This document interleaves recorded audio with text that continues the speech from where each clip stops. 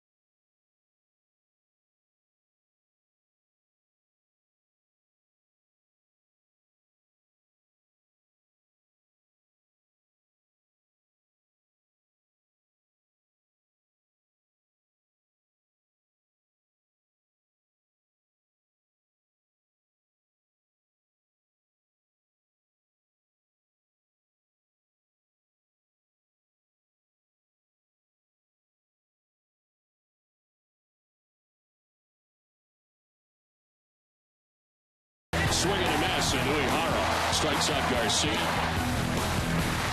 Swing and a miss on a pitch down and away. On the ground to shortstop. Steven Drew's got it. Red Sox win.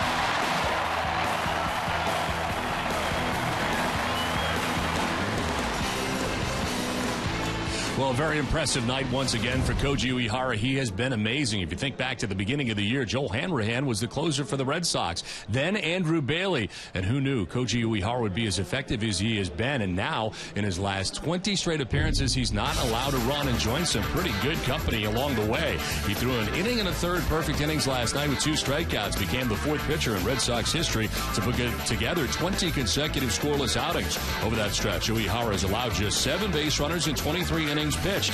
53 of his 60 appearances this season have been scoreless, which ranked second in the American League, and last night was just the second save of more than 1 inning. Welcome back in, John Risch. And John, he has been truly amazing this season. The numbers speak for themselves, Don, but the two things that strike me about Uehara are his durability and his efficiency. The durability has been off the charts, certainly beyond what anybody would have expected from him coming into the season, but his efficiency has been key as well. He is averaging less than 4 pitches per out recorded. That was a big factor, I think, in John Farrell's decision to bring him into the game last night for a 4-out save. I mean, think about that. 4-out save, later stages of August, comfortable lead in the division, yet John Farrell thought, A, he could do it, and B, it was a key spot. And I think it was an interesting decision, and obviously Uehara has responded. It worked out very well for the Red Sox and continues to do so. Jake Peavy will be on the hill tonight for the Red Sox, facing his old team and trying to get his 11th win of the year. He's 10-5 with a 3.99 earned run average. We're back with the first pitch right after this.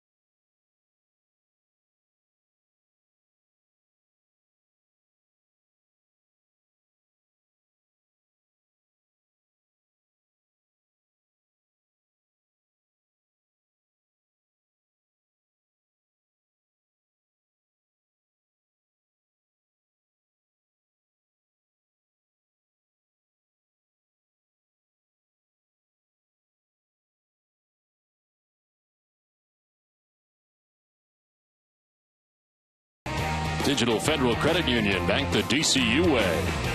McDonald's of Boston. Toyota's official website for deals via Toyota.com. Dunkin' Donuts. Verizon Fios. And by Southwest Airlines. Well, welcome back to Fenway Park. Cloud covered as we get this game started tonight between the Red Sox and the White Sox. Game 2 of the 3-game series here tonight from Fenway Park, as the Red Sox able to take the first game of the series. And certainly tonight, John, it'll be very interesting to see Jake Peavy take on his former team in the White Sox. There are only 2 teams in the major leagues, in fact, that Peavy has never faced, both of them his former teams. All his time in Chicago, he never did have to go up against San Diego and pitch against the Padres. Now tonight, he's going to pitch against the White Sox for the first time in his career, and it'll be very interesting to see if he is able to control his emotions, because one thing we know about Jake Peavy, he is an emotional guy on the mound, and that is no matter who the opponent is on that given night. Tonight against his old crew, I think that bears watching. How emotional will he get? And he's a veteran. I imagine he'll be just fine, but will he be able to keep that in check? And certainly the White Sox will be aware when he's out there yelling that perhaps not yelling at them, because they've seen that act before. Yeah, they know all about it. And that's the thing. They're familiar with each other. So they know what his best stuff is. They know his approach. They know how he likes to attack certain hitters. But conversely, he knows everything about their lineup as well. And one thing that we saw last night, and the stats bear this out, this White Sox lineup is a lineup you can attack. So if you're a pitcher and you look at this lineup and you look at what they've done this year, even though they've been playing better baseball baseball as of late, this is the type of lineup they could attack. They've won 10 of their last 13 games. Let's check out the White Sox visiting batting order tonight. Alejandro Diaz is at the top of the order and in left field with Gordon Beckham at second base. Alexei Ramirez at shortstop bats third. Adam Dunn, the DH in the cleanup spot, 30 home runs on the year. Paul Konerko at first base has been struggling. Avisail Garcia is in center field batting sixth with Connor Gillespie at third base batting seventh. Jordan Danks in right field with Josh Begley doing the catching and batting ninth. On the mound tonight for the Red Sox is Jake Peavy, his 19th start of the year, 10-5 with a 3.99 earned run average, 112 and 2/3 innings, 96 strikeouts. Opponents hitting at 238 against Jake Peavy. And last time out, a victory, a 9-inning effort, giving up just 1 run on 3 hits at 5 Ks against the Dodgers on Sunday. The Red Sox defensively brought to you by Southwest Airlines. Third to first, Will Middlebrooks at third with Xander Bogaerts at short. Justin Pedroia at second base. Mike Napoli at first. Up to right in the outfield, Johnny Gomes, Jacoby Ellsbury, and Shane Victorino. As David Ross gets the start tonight, catching Jake Peavy. Well, tonight's game is available in Spanish by pushing the SAP button on your television remote. Enjoy the game. Now Jake Peavy traded from the White Sox to the Red Sox, and tonight faces the White Sox for the first time since that trade. And the first pitch of the ball game is going to miss for ball 1, and we are underway. Alejandro Diaz leading it off here for the White Sox. 272, 14 homers and 54 runs batted in.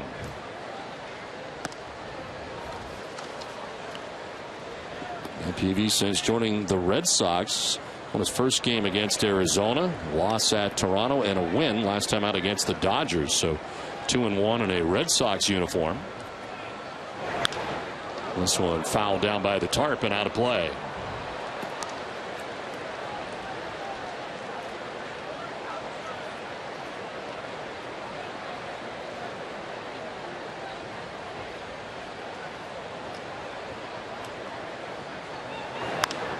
Diaz lifts it foul down the left field line, out of play, and it evens at 2-2. You look at the hat on Peavy, it's as if he took a rosin bag to his head.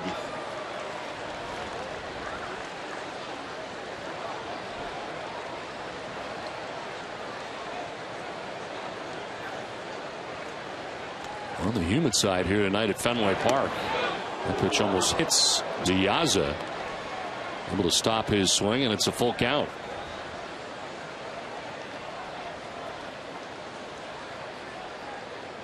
Waiting on deck is Gordon Beckham, followed by Alexei Ramirez here in the first inning.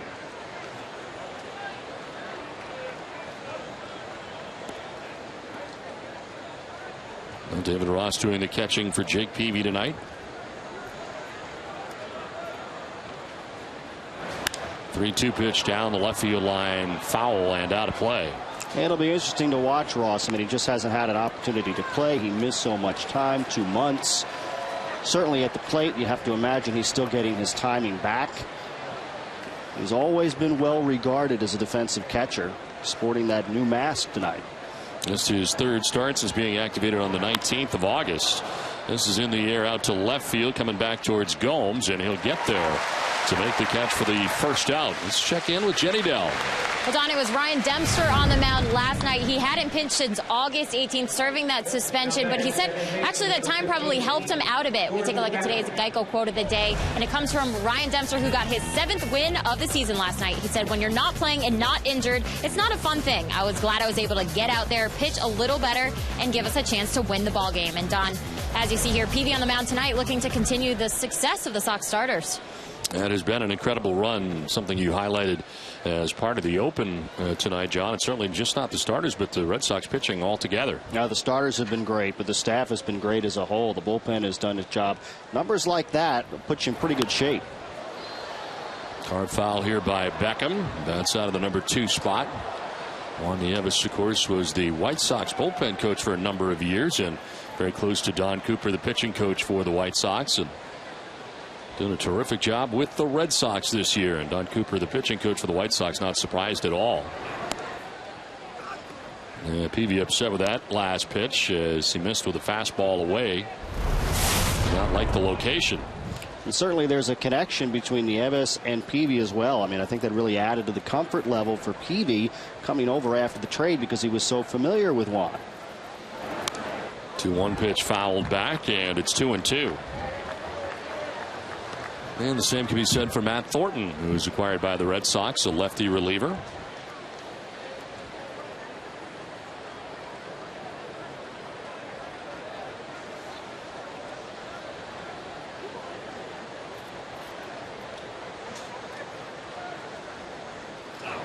Beckham slicing it foul off to the right, and it hangs at 2-2.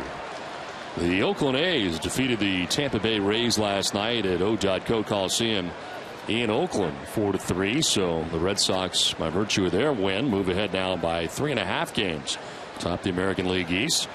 Tampa Bay and Oakland playing again tonight. This is popped up, sending Pedroia to the outfield grass for out number 2 of the inning. Well, tonight's Cold Hard Facts are brought to you by Coors Light. As we look how impressive the Sox pitching staff has been the last week and a half, Sox pitchers not allowed 3 runs or more in each of the team's last 10 games. That's the longest streak for Boston pitchers since 1988, when they won 11 games from April 12th through the 25th. Sox pitchers have allowed just 20 total runs in that time span for a nifty 2.03 earned run average. This one is fouled back. As Alexei Ramirez bats with 2 outs and the base is empty. Not only did Tampa Bay lose last night, but earlier today the Yankees beat the Orioles again. They beat them last night. They leapfrogged them in the standings. Well, to right center field, Ellsbury tracks it, gets over easily, and puts it away. A 1-2-3 first inning for Jake Peavy. The Red Sox are coming up.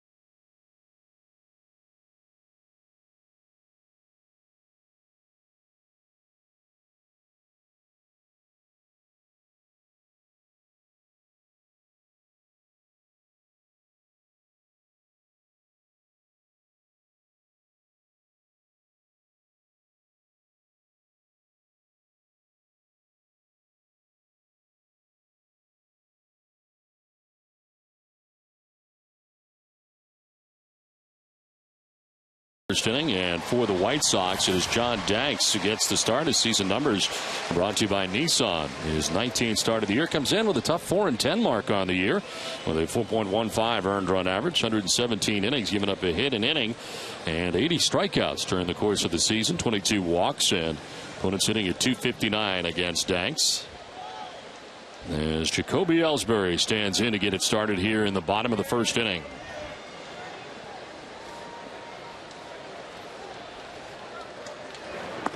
Ellsbury will take strike one. Now, it seems like Danks has been around for a while. He broke in 2007, just 22 years of age. He's only 28. Seems like he has been on this staff for a very long time. And a swing and a foul back. It's 0-2. It's won his last 2 starts with a nifty 1.29 over the last 2. Wins at Kansas City and at home against Texas. See his career numbers heading into tonight's game. This is his brother getting the start in right field. Jordan Danks in the game tonight. This is on the ground left side, deep and short. Ramirez with the throw. It's not going to be in time. Not with Jacoby Ellsbury running. Nice bid though by Alexei Ramirez. So Ellsbury reaches as we check out the Red Sox batting order. It's brought to you by New England Chevy dealers. Ellsbury, who just led off, is the center fielder with Shane Victorino batting second and right. Dustin Pedroia at second base. David Ortiz, a DH, with Mike Napoli at first. Johnny Gomes in left field bats sixth. Will Middlebrooks against lefties hitting at 290 in his career, with David Ross doing the catching batting eighth. And Xander Bogaerts getting the start at shortstop for the Red Sox tonight. He bats out of the number 9 spot. Ellsbury with 50 steals out of 54 on the year, and he's aboard to begin things here in the bottom of the first inning.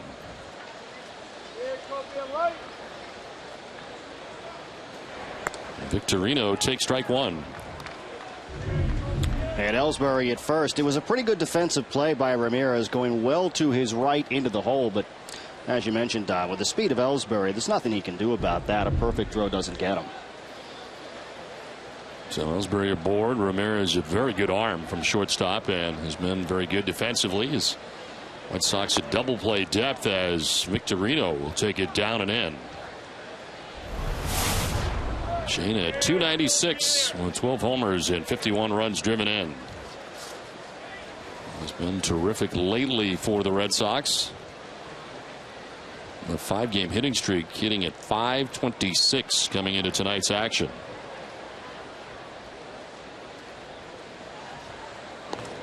Ellsbury back to the bag at first.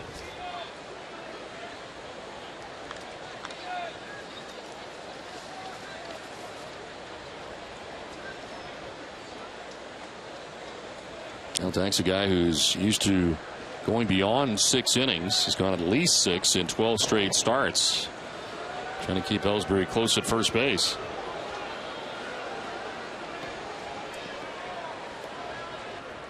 A 28-year-old from Austin, Texas.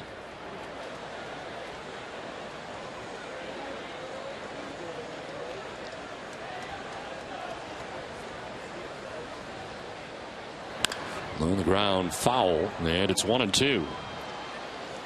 He's a lefty, but he's not a guy that over the course of his career has had dramatic splits, both this year and his career stats. When you look at him, he's been almost equally effective against both lefties and righties. Obviously, Victorino batting from the right side here.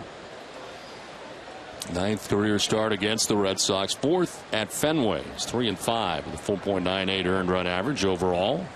It's won his last 2 starts here at Fenway Park, and it's in the dirt. Quickly dug out by Fegley without Ellsbury getting a chance to take off for second. Look at changeup. That was a good foot in front of the plate where it bounced. Decent job by Fegley there just to keep it in front of him. It should not go unnoticed the pressure that having Jacoby Ellsbury places on the catcher and the pitcher, and how that can potentially affect the at bat. Whoever's at the plate, in this case Victorino. Ellsbury was not very far off the bag, easily gets back. Crowd getting restless.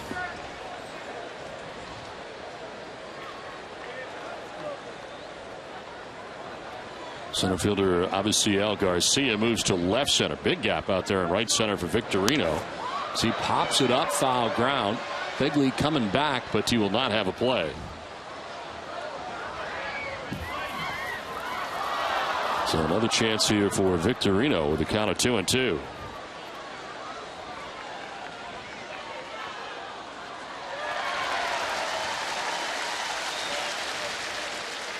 Happy youngster to the left of the screen ended up with that foul ball.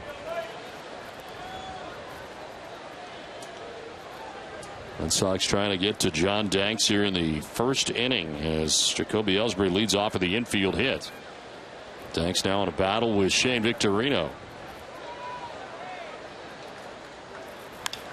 Fly ball to right field, sending Jordan Danks back and over to make the catch for the first out of the inning. Ellsbury remains at first, and Danks shows off pretty good arm there in the air to second base. 1 out. Let's take a look at the White Sox defense, and it's brought to you by Verizon Fios. Connor Gillespie at third base, Alexei Ramirez at short, Gordon Beckham at second with Paul Konerko at first base. Left to right in the outfield, Alejandro Diaza, Abaciel Garcia, and Jordan Danks. And Josh Begley doing the catching for John Danks. So you got Jordan Danks in right field, John Danks on the mound. And Jordan Danks makes the catch for the first out for John Danks here in the first inning.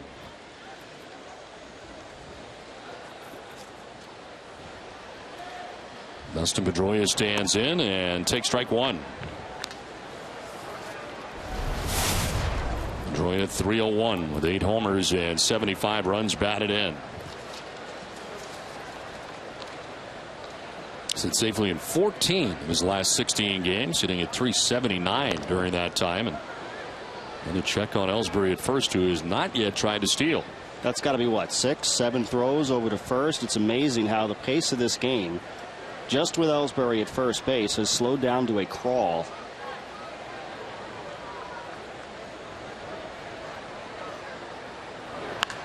Wraps it foul outside of third, and it's 0-2.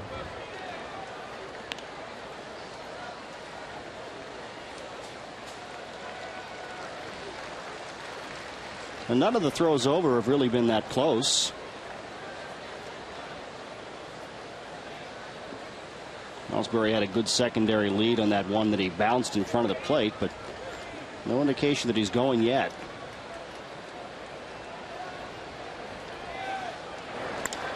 Lined and caught at second base. Beckham tries to turn it into 2 and almost threw it away. Konerko had to reach around to grab that, but Beckham makes the catch on the liner for the second out. Ellsbury gets back to the bag at first. And with 2 down, David Ortiz makes his way to the plate. That wasn't a screamer, kind of off the end of the bat. He reached out and Beckham was able to grab it.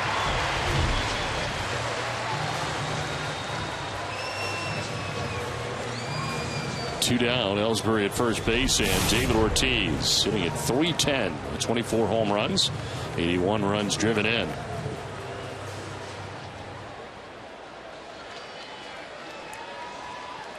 Then with a base hit last night and 2 runs driven in with his single back up the middle.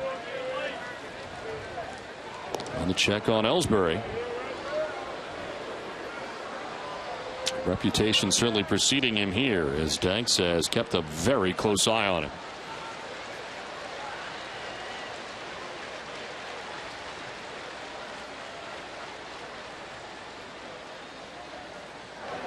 David showing bunt, pulling it back and taking ball 1. Now they've got Beckham here in the defensive alignment out in shallow right, but Ramirez, the shortstop, is still on the left side of the bag, although played very much up the middle, but maybe a little more room with Konerko holding Ellsbury on that right side than you normally would see for Poppy with a shift on.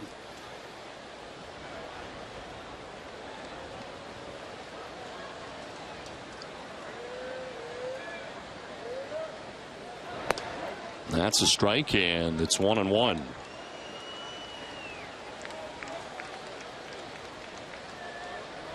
David now 6 hits shy of 2,000 in his career.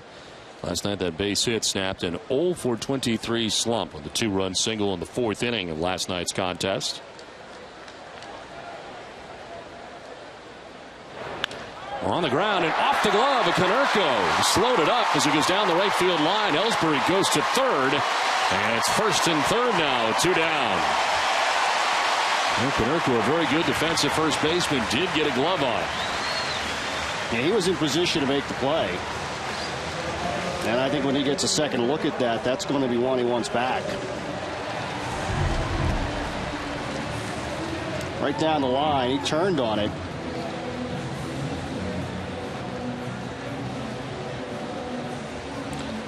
Almost like it caught him flat-footed a little bit. He didn't react that well, reaching back to his left.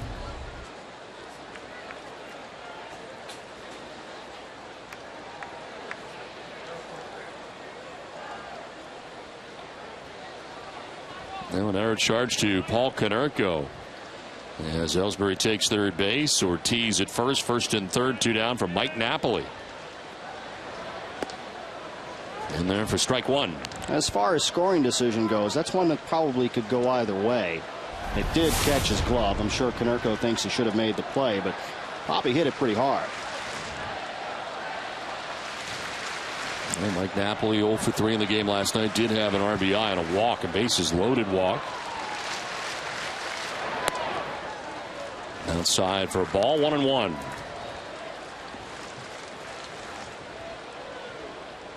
Napoli has had a lot of people on, hitting at 228 with runners in scoring position on the season, but better lately. 4 of his last 5, and has a chance here to get the Red Sox on the board in the first inning.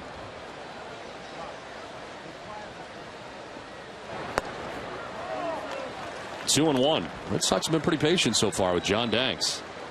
They've been pretty patient all year long, haven't they? I mean, that's been a mantra of their entire lineup. There aren't really weak spots in this lineup. We talked about the middle of the lineup in the open, but 1 through 9 up and down. If you're an opposing pitcher, you're not going to get a rest. This is lined to left, and in from third base comes Ellsbury, and the Red Sox take a 1-0 lead. They take advantage of the miscue at first base by Konerko, and Napoli cashes in to put the Sox on top. And that gives him a new career high in runs batted in. He tied his career high with the bases loaded walk last night. That gave him 75. This time 76 as he got a breaking ball and tomahawked it into left field.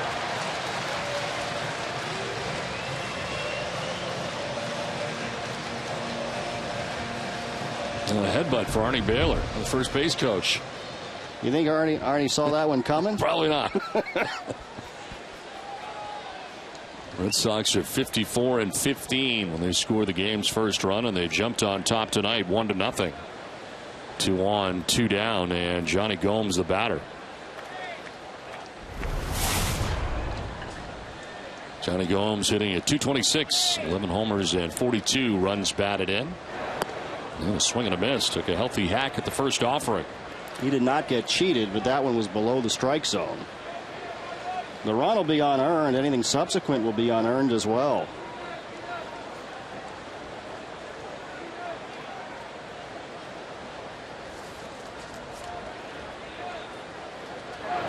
Swing and a miss and an off balance cut on a curveball as that one got in behind Fegley for a moment. No advance for the runners, and it's 0-2. Almost the same spot, but a little slower this time. Gomes still geared up for the fastball. For Konerko, incidentally, that is just his 3rd error of the season down there at first base. He doesn't have a lot of range, but he has very sure hands.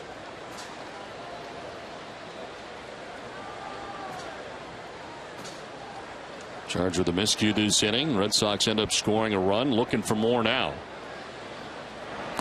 And it's in tight to Gomes. Quiet homestand for Gomes. He is 1 for 13 so far in the homestand. He was 0 for 3 here last night, hit by a pitch in last night's game. And Mike Karp has been bothered by an irritated shoulder. Tonight, apparently, he is available to come off the bench.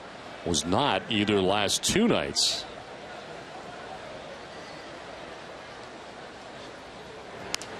A little pop up, and in comes Ramirez to make the catch. It ends the inning. Now Mike Napoli puts the Sox on top. Boston on top 1-0 after 1.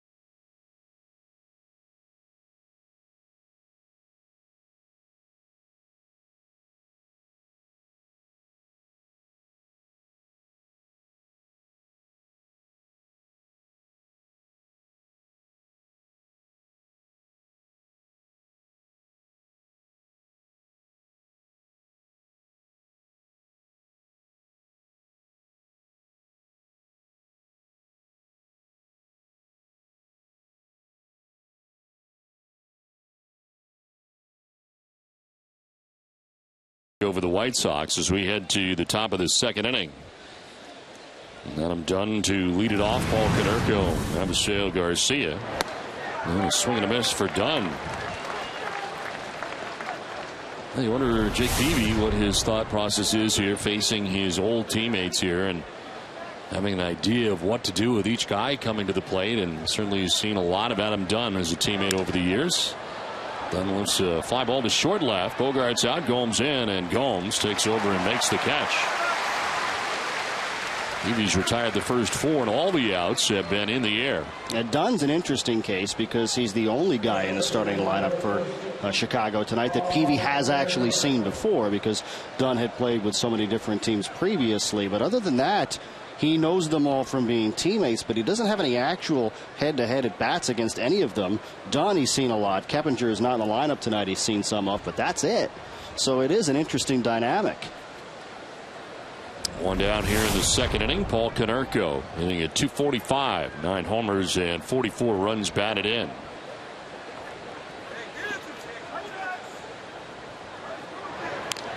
Taps it foul for strike 1. We wondered off the top, would he be able to keep his emotions in check? It seems to me like he's all business so far. And he has had success retiring the first 4 that he has faced tonight.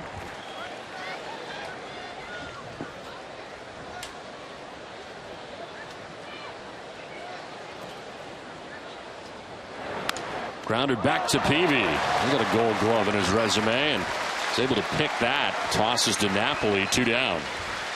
Send it down to Jenny.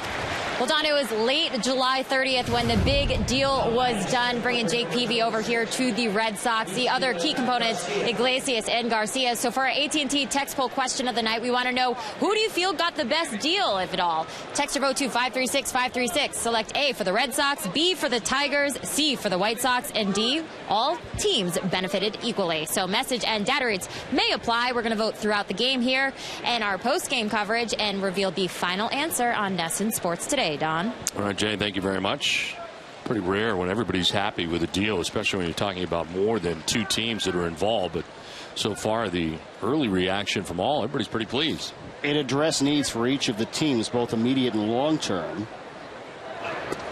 The one I'm not sure about long term is Detroit, because I think Detroit gave up a significant asset in Garcia to get Jose Iglesias, which addressed an immediate need, but in the long term, was it too much to pay? Grounded by the mound. Couple of hops out to Pedroia. And Peavy has an easy 1-2-3 second inning. Red Sox have a 1-0 lead from the fans.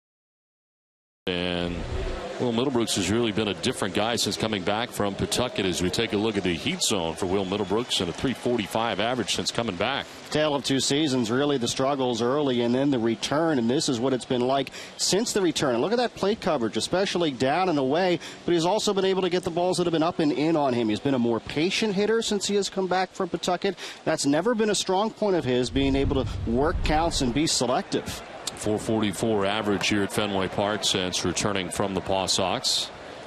And another start tonight at third base. He leads it off here in the home half of the second inning. Middlebrooks, Ross, and Bogaerts. That's a strike, and it's 1-1. John Farrell was asked before the game, what do you see in Middlebrooks? What's the difference? Confidence. Everybody says it. If you're an athlete, it's the easiest thing to lose and the hardest thing to get back, but he does look like a more confident player now. It's a fly ball to center field. Garcia comes in and makes the catch for the first out here in the second inning. Thanks at a 23-pitch first inning. Now deals with David Ross with one out here in the second. Ross at 176, 4 homers and 6 runs batted in. Again, his third start since being activated off the DL on the 19th of August. Start on the 20th of August at San Francisco. His first game action since June 14th at Baltimore. That's when he initially went on the 7-day DL.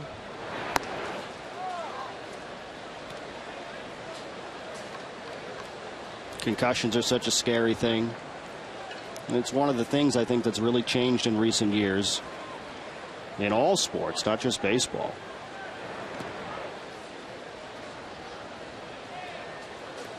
It's amazing how differently they look at those things now than they did, say, even 5 years ago. What you have to go through now to get back on the field is pretty tough, and it's a good thing, certainly for the players, and they are in unison on this, that you have to go through the testing process that Major League Baseball provides before you're cleared to get back on the field. And there's a written test, there's an online test that you can do, and then, of course, you got to be checked out to be cleared again. And you hate to say it, but let's face it, sometimes players need to be protected from themselves. If you're a professional athlete, especially a young professional athlete, you're not thinking in terms of long-term future, or at least not always. You're thinking about getting back on the field, in the lineup. So those protections are in place.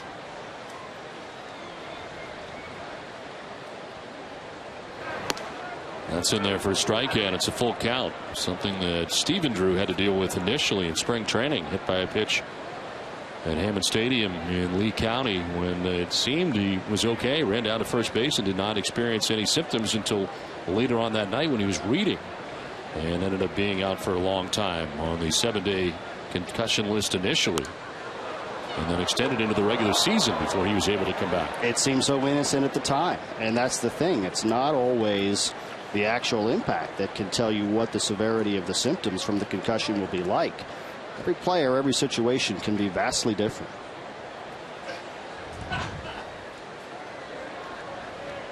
Three-two pitch, and Ross hits a fly ball out to deep left center field. Garcia at the wall will play it off the wall. Actually goes over his head, and Diaza backs it up. A wall scraper on the way down, and David Ross got himself a one-out double.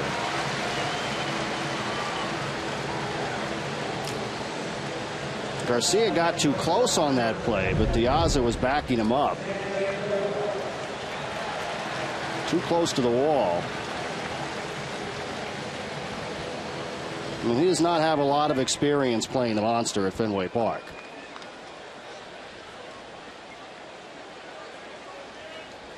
One of those high fly balls, and a lot of ballparks will be outs, but that one's scraping the wall on the way down. And David Ross stands at second base with one out. Here's Xander Bogaerts. He will take strike one. Bogaerts getting the start at shortstop tonight. .250, no homers and a run batted in his young major league career. Fourth start since being called up on the 20th.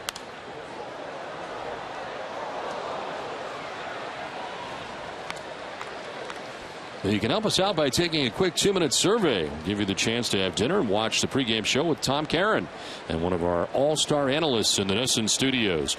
Visit NESN.com/survey during tonight's game for your chance to win. One out, David Ross at second base. Xander Bogaerts waiting on an 0-2 pitch.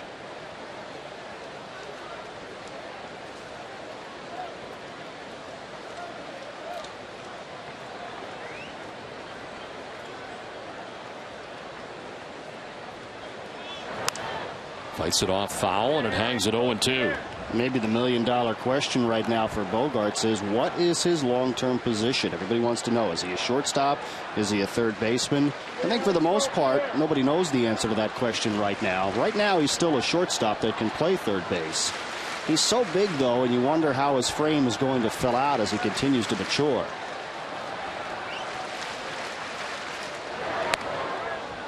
This is away, and it's 1-2. I think some of the other very big shortstops over the years, Cal Ripken always comes to mind as one of the first big guys that was able to get it done for a long period of time. And there have been some big shortstops. They're the exception, not the rule, but Alex Rodriguez was pretty big. Yeah, Hanley Ramirez is pretty big. So, I mean, if he can continue to play that position defensively, and then you look at his potential offensively, to get that kind of production from that position makes him that much more valuable. Has been a spot that the Red Sox have had a kind of a revolving door on for a very long time, since Nomar Garciaparra really left. And a great many changes at shortstop for Boston since then. 2-2 pitch. And Bogaerts fouls it off into the White Sox dugout. I'd be shocked if he's not the opening day shortstop next year, wouldn't you? I mean, that seems to be the writing on the wall. Stephen Drew is just a one-year contract. We don't know what's going to happen, but I'd be surprised if he was back. Bogaerts maybe a little ahead of schedule, but I would be shocked if he was not the opening day shortstop in 2014. Certainly this end of the year stretch where he has a chance to play will determine a lot, I think, heading into the offseason, as this 2-2 pitch straightens him up.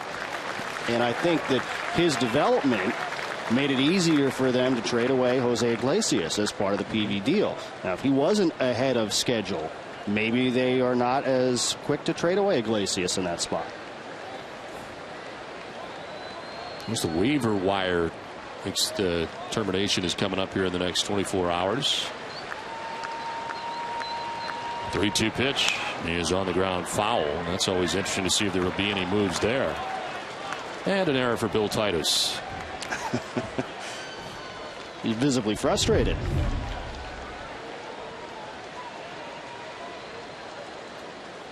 Saw it all the way.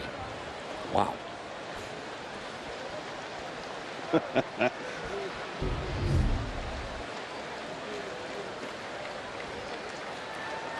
Payoff pitch. And that is going to miss for ball 4, down and in. Bogaerts down to first base. First walk given up by Danks. Walks the number 9 man. Well, there are only 2 homestands remaining this season, but you still have a chance to see your Red Sox at Fenway Park. Sox wrap up with the White Sox tomorrow, then battle the Detroit Tigers next week. Get your tickets now for these great matchups by calling 877-RED SOX 9, online at redsox.com/tickets, or visit the Fenway Park ticket office. 2 on, 1 away, and Jacoby Ellsbury coming up. A pretty advanced at bat, Don, for Bogaerts. A 9-pitch at bat. He was really selective. He got behind 0-2 in that count. Ellsbury reaching on an infield hit in the first inning, came around to score the game's only run. As he takes strike 1. And Bogaerts appears to have some pretty good patience at the plate, which is unlike a lot of rookies that you see come up for the first time. I think John Farrell described it as he plays the game with ease. He plays these games here in a pennant race with the same ease that he played a spring training game, and that's just not normal for a young player. He was down 0-2 in the count as well. This is to second base. Beckham throws out Ellsbury for the second out of the inning, but Ross to third. Bogaerts to second with now 2 down.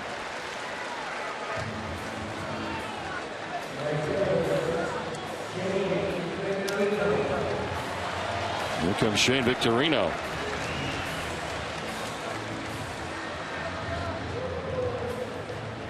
And Victorino flying out to right field in the first inning.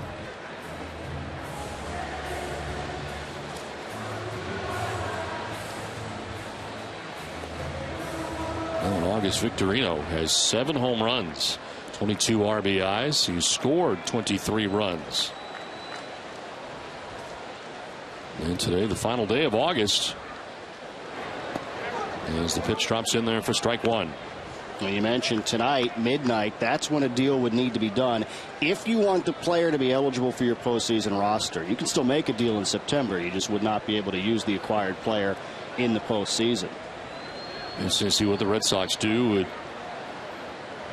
One pitch is popped up down the left field line. Gillespie and Ramirez, and it's going to be back into the seats.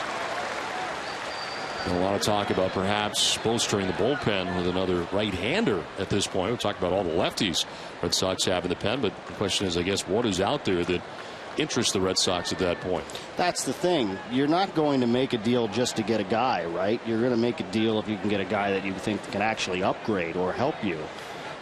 I don't think there's a glaring need. Sure, if you can get some right-handed help in your bullpen, fine. But I don't think there's one spot when I look at this roster that says, well, they better fix that or that's a serious hole. Well, you feel pretty good going with what you got. Yeah, absolutely. Second and third here with 2 down in the inning. And Shane Victorino down on the count 0-2 as he backs out.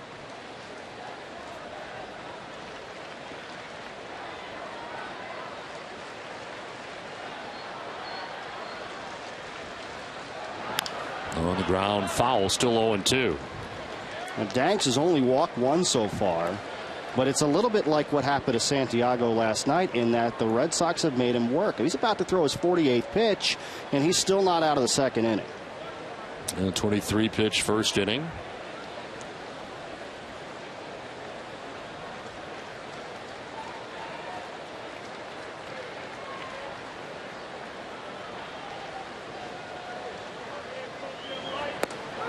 Strike 3 call. Victorino knew it. Takes with him his first strikeout for John Danks. You're never sure when Mike Napoli's going to pop up. It's 1-0 Red Sox.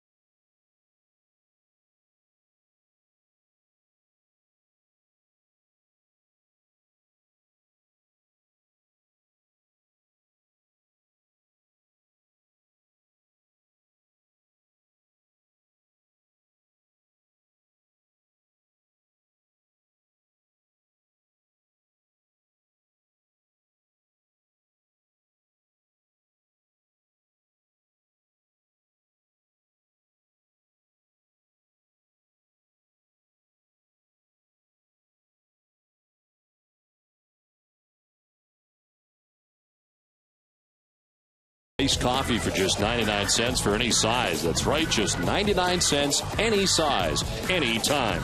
Only at Cumberland Farms. Top of the third inning, 1-0. Red Sox have the lead and a chance to go by the boards in the bottom of the second inning. Red Sox have left 4 men on base through the first 2 innings. John Danks has lived dangerously. Connor Gillespie leading it off here for the White Sox, representing the bottom third of their order. Jake Peavy has retired the first 6 White Sox he has faced in the game. 4 flyouts, 2 groundouts.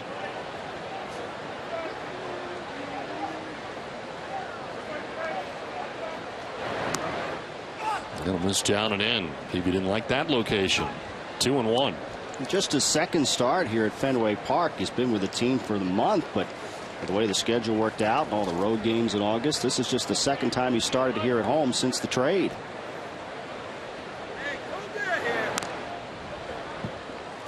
The schedule was not kind to the Red Sox as far as road games went in the month of August. First a trip to Houston to Kansas City to Toronto, home for 3 days to take on the Yankees, and then back out to the West Coast, San Francisco and Los Angeles. 2-2. Line to left, and that's going to get in front of Gomes. A little indecision there. Thought he might be able to come on to make the grab, but backs off. And it's a base hit, the first hit of the night for Chicago. Now, the schedule's just screwy this year with all the interleague all the time. I mean, heck, a 2-game series rather still looms for the Red Sox in Colorado in the last week of the season. I mean, how unusual is that? Last road trip of the year, Colorado for 2, then you go to Baltimore to finish up the season. I mean, they're right next to each other. Yeah, right around the corner. Gillespie reaches on the single. Now Jordan Danks. It's his first plate appearance of the night.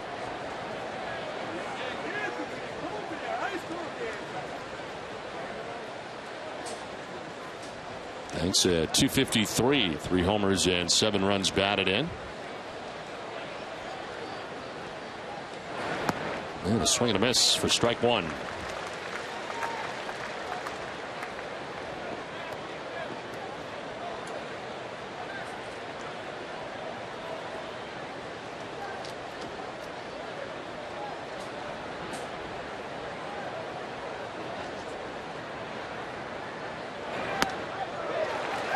Danks down 1-2.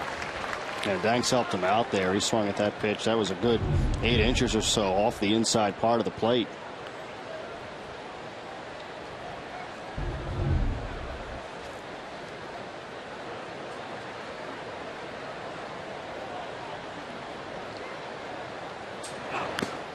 Swing and a foul tip held onto for strike 3. Well, the first strikeout for Jake Peavy of the night, as he's able to strike out Jordan Danks. There's a 91-mile-an-hour fastball, and Danks able to just get the piece of that.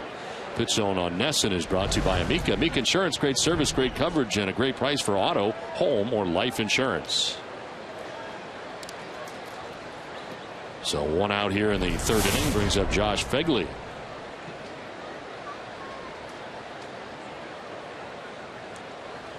Phegley a .209 average as he bats out of the number 9 spot and starts in each of the first 2 games of this series.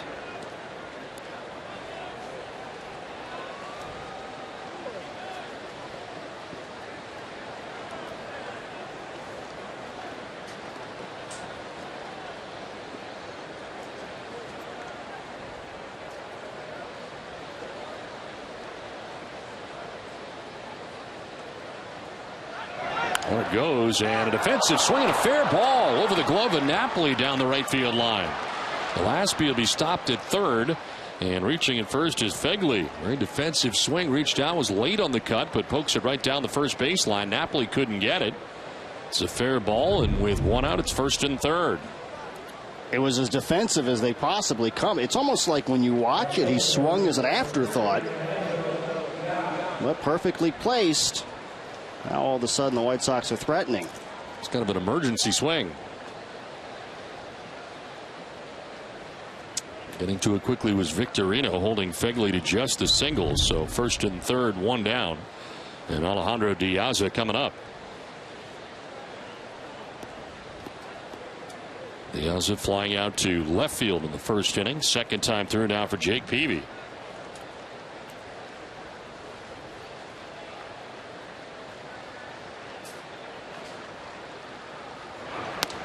And a pitch inside for ball one. That was the cut fastball from Peavy. His fastball's been around 91, which is about his normal. That cutter there at 87.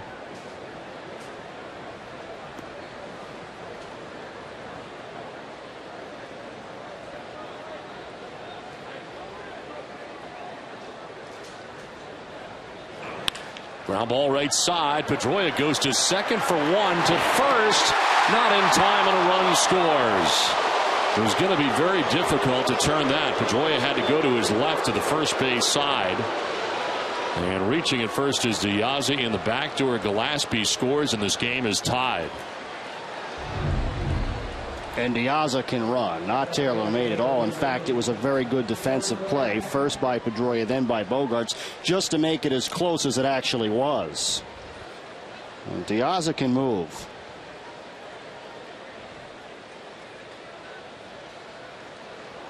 You can see the reaction from Bogaerts. Wow. It was close. Bogaerts thought he had him. Good stretch by Napoli. One scores, and the White Sox tie the score. Now Gordon Beckham takes a look at a pitch outside for ball one. Popped out to the second baseman Pedroia in the first inning.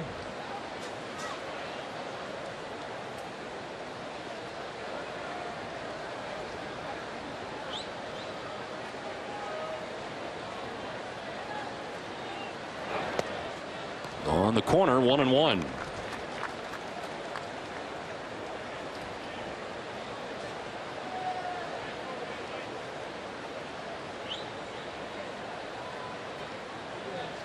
Beckham 0 for 3 in last night's game with a walk. Another start at second base for him. As he takes ball two. Peavy not happy with that. 2-1. We could hear his displeasure from here. Very hard on himself. There's no doubt about that.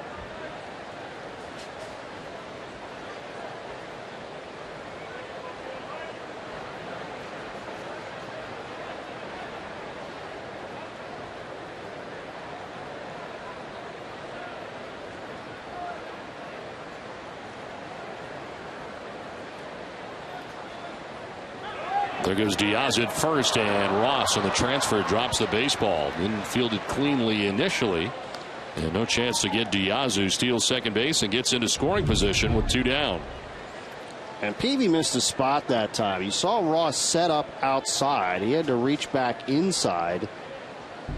Wasn't a bad pitch, but I don't think that's the location that Peavy was aiming for.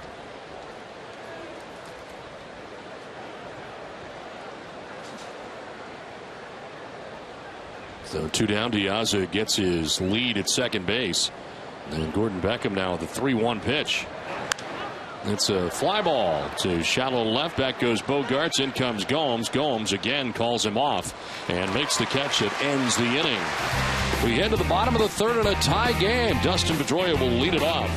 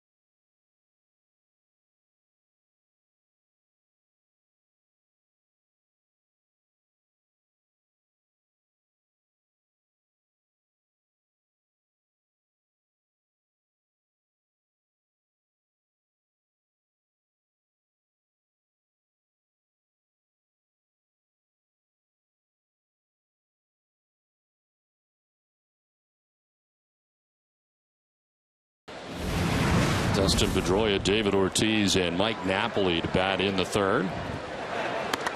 Dustin lined out softly to the second baseman Gordon Beckham in the first inning. He's 0 for 1.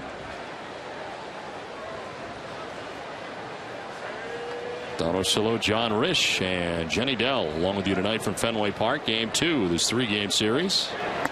And a swing and a miss as Pedroia takes a pretty big hack at that. 0-2. That one was up around the letters.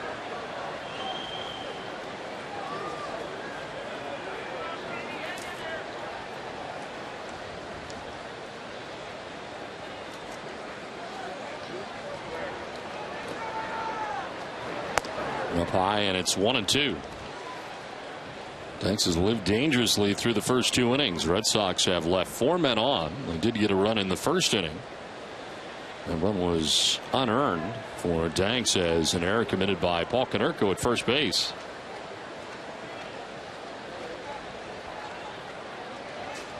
Now the 1-2. Popped up.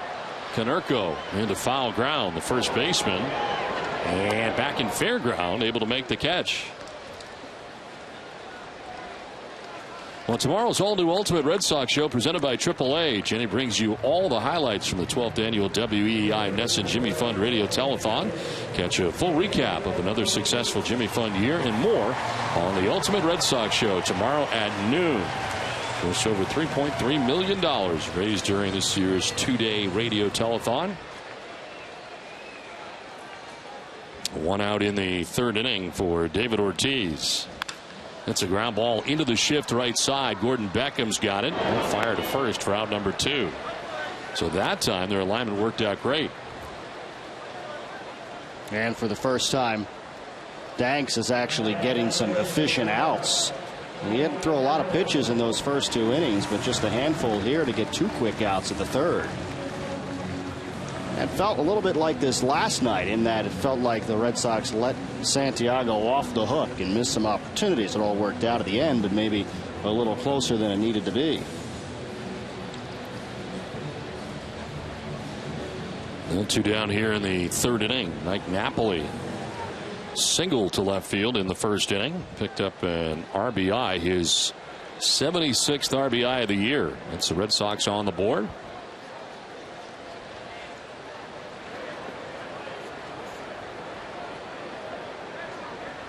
There was a time that Napoli was hitting further down in the order, but back to the number 5 spot in behind David Ortiz.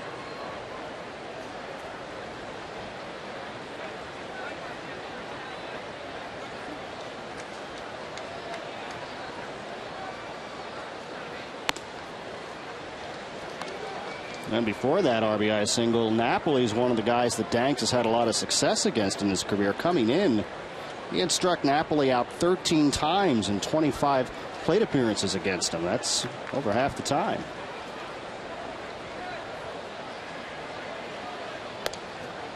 In their first strike, and it's 2-1.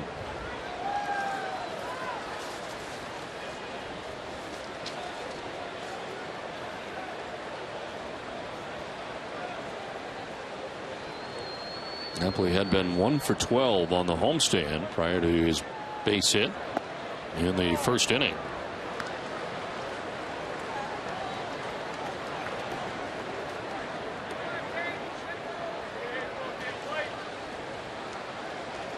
Four in a row retired now by Danks.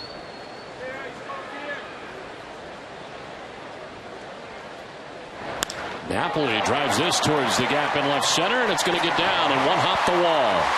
Garcia plays the carom. Napoli's got to hurry up to second base. He will be safe. Dropping the baseball was Gordon Beckham. Throw was on line. It was on a hop, but he could not make the play at second because he had Napoli out at second base, but it trickles away. And Napoli stands at second with 2 down. 2 things. That was a crush. Napoli smacked that ball, number 1. Number 2, he would have been dead to rights at second base if Beckham holds on to the ball. And it was right there. 1 hop. Beckham should have made that play. Napoli will take it, though. So much for previous matchups predicting the future. He's 2 for 2 against Danks tonight. A double there. Had a single in the first inning, and now Johnny Gomes has a chance with A runner in scoring position and 2 down.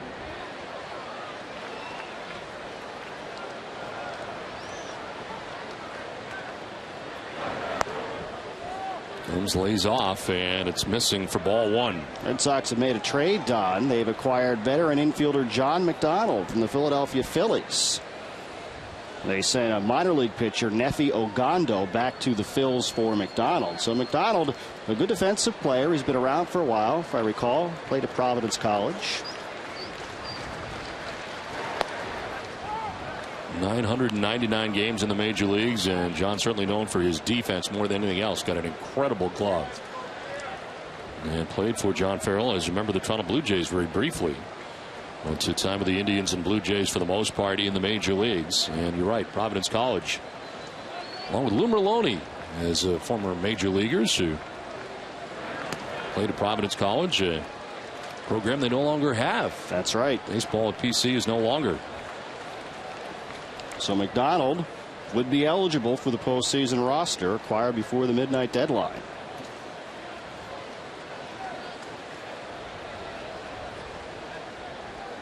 He's played for Pittsburgh, Cleveland, and Philly this season. 2-1 pitch is outside. In fact, I saw him at a Providence College basketball game this winter. Coming back to CPC play, his alma mater. Don Orsillo along with John Risch, the man in the chair tonight, and John with us last night, tonight. He'll be with us tomorrow and Monday as well. So a 4-game series for John Risch. Been a lot of fun already. Win last night for the Red Sox. 3-1 pitches in there for strike 2. You have a lot of computers you travel with. Got a lot of stuff. Yeah, I'm a computer geek now, Don. That's my official title. You are a computer programmer now, correct? I am. I've got 2 screens working, plus the monitor. You have this, that, and this. There's 3 things. I have nothing. Pitch is lined down the left field line. Into the corner. Around from second base comes Napoli. He will score. And it's a 2-out RBI double for Johnny Gomes, and the Red Sox take a 2-1 lead. And Gomes has been a little cool with the bat as of late. That would seem to be a good matchup for him. He hits left-handers well. And he was able to turn on that one.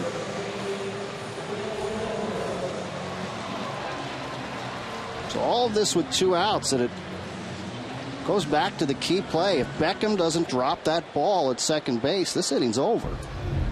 And Dak's not getting any help from his defense. 2 outs in the inning. Gomes at second base, and a chance here for Will Middlebrooks as he takes strike 1. Middlebrooks flied out to center field in the second inning.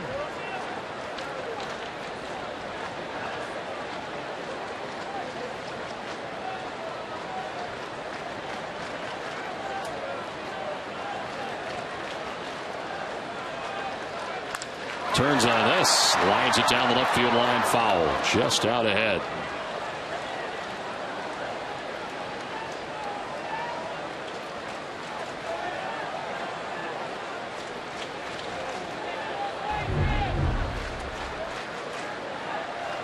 He tried to wait as long as he could on the curveball. That was a slow bender at 75.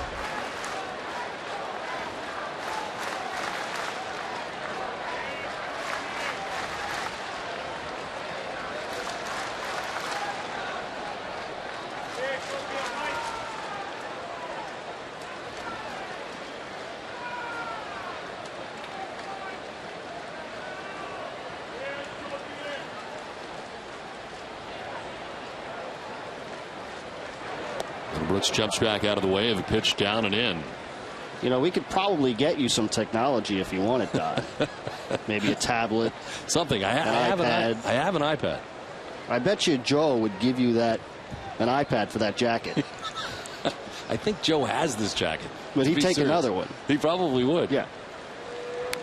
This one is tab foul. Yeah, one time all year he'd break out the powder blue, and you know, we're getting down to it here this weekend, and so I figured I'm going to wear it. It's going to happen now. You didn't wear it on Easter? I did not wear it on Easter. But you know who complimented me on the jacket today? Joe. That guy. That's right. Joe Castiglione said that is a beautiful jacket. I don't know.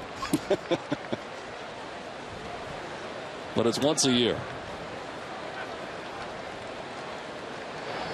Swing and a miss. Middlebrooks strikes out to end the inning. Red Sox grab a run and take a 2-1 lead at the end of 3.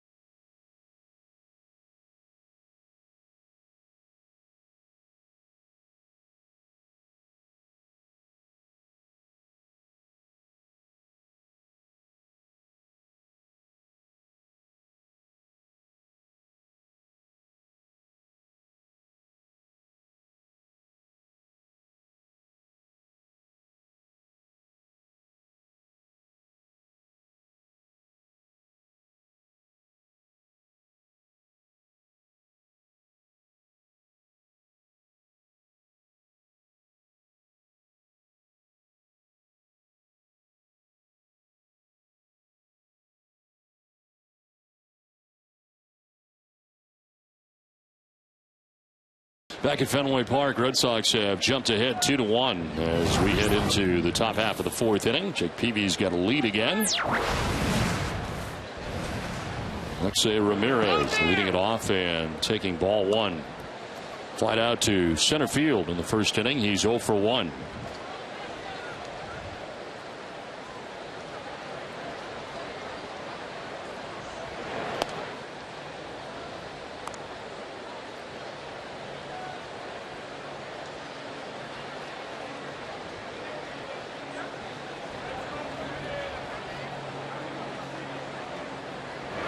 Peavy has been fairly economical so far in his outing. He's 43 pitches as he starts this 4th inning.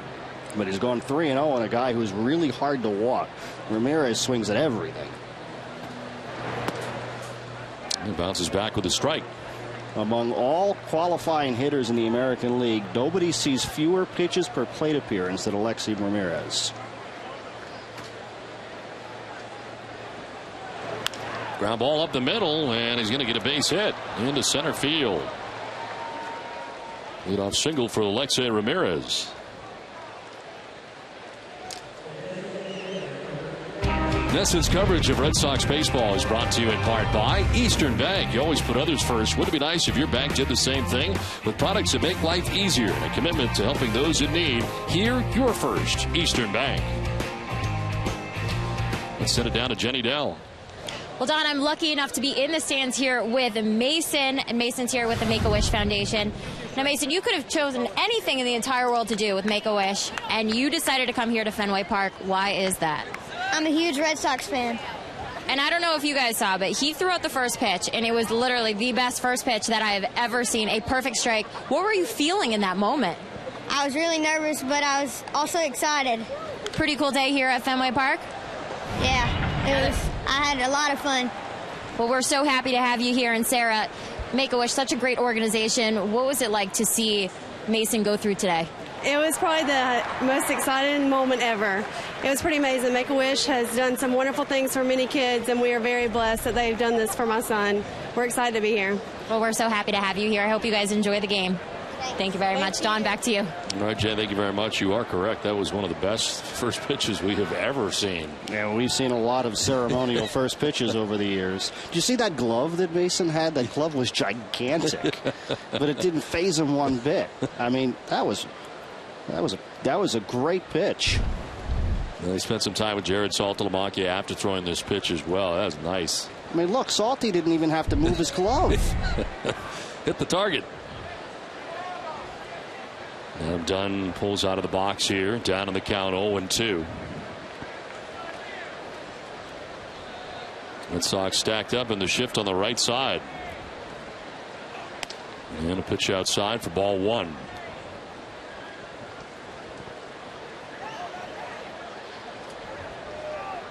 Napoli holding on. Ramirez at first base. Middlebrooks coming over from third base on the right side of the infield. Dunn fouls it back.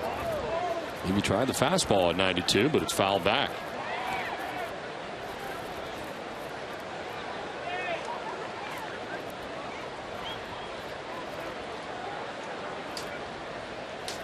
Dunn signed a big contract with the White Sox. Had a very disappointing first year, only 11 home runs. But he bounced back in a big way last year. 41 round trippers a year ago. And this year so far 30 on the season. Here goes Ramirez and a foul ball by Dunn. Ramirez goes head first into second base, but it's foul.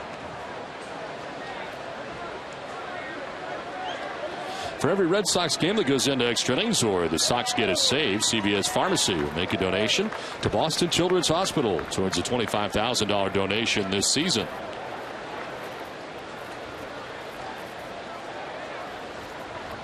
You mentioned Dunn's one of the guys that Peavy has seen.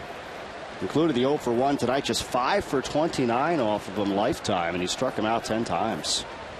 Pretty good sample size. There's a lot of years for Dunn in Cincinnati. Ramirez off again, a swing and a miss, and Ramirez will be safe at second base. So able to steal it. Kind of surprising they kept sending Ramirez because Dunn is not a guy that often can make contact. He's a guy who can strike out pretty heartily, but he doesn't. The fact that this time is stealing second base successfully is Alexei Ramirez just getting in. That's on the pitcher there. He got a good jump. Ross had a very good throw. And look at all that bling hanging out at the end of the slide. A lot of stuff. Didn't slow him down. So in the scoring position with one down, Paul Konerko the batter. And Konerko takes a strike over the outside corner.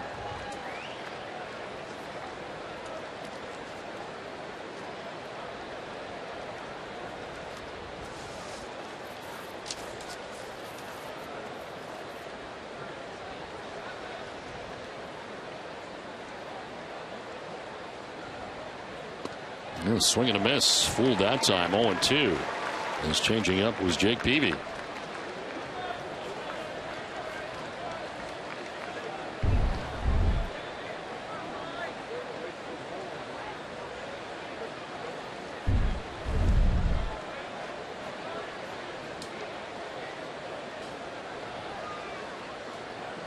Konerko with 431 career home runs.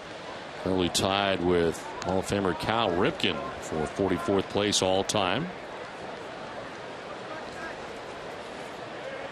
His last 18 games against the Red Sox, he's hit at .397 with 6 home runs. Done some damage against Boston. And he'll take strike 3. Konerko didn't think so. Dropped the bat. Third strikeout for Jake Peavy, and Konerko has some stuff to say to Paul Nauert before he departs. And taking a while to leave, and finally acknowledges strike 3 and heads to the dugout. Look at that pitch, though, Dodd. I mean, that is down and away. If it edged the outside part and lower corner of the strike zone, really a perfect pitch from Peavy. Put it where he wanted it. Konerko's not going to do anything with that pitch anyway. He can't win. If he swings at it, he's probably not going to be able to do anything with it. He takes it for a called strike 3. Couple of good changeups in that sequence for Peavy. Last whiff was brought to you by Head and Shoulders. So 2 down. Alexei Ramirez at second base, and obviously Al Garcia getting his second look at Jake Peavy. Grounded out to second base in the second inning as he takes a pitch outside.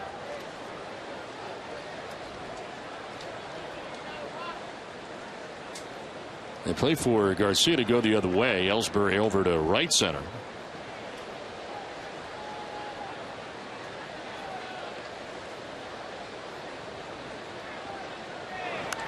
And an inside out swing on a ball that was coming in on him pretty heavily. Able to get a bat on that and foul it off. And he got jammed. And he really helped Peavy out that time. That was nowhere near a strike. Surprised the bat's still in one piece.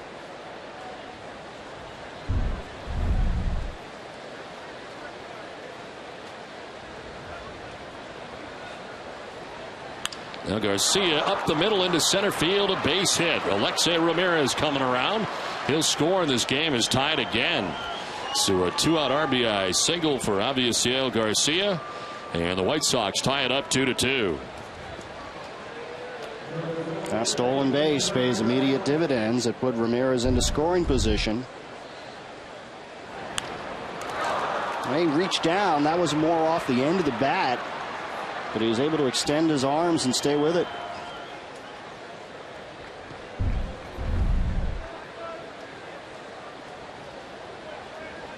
So Garcia at first base, 2 down in the inning. Connor Gillespie is the batter. And a check swing.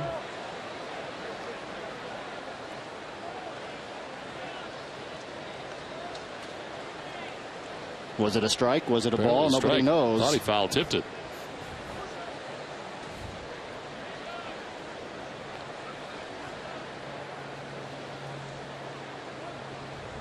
It's on the board as a strike. Throw to first base, and Garcia back to the bag.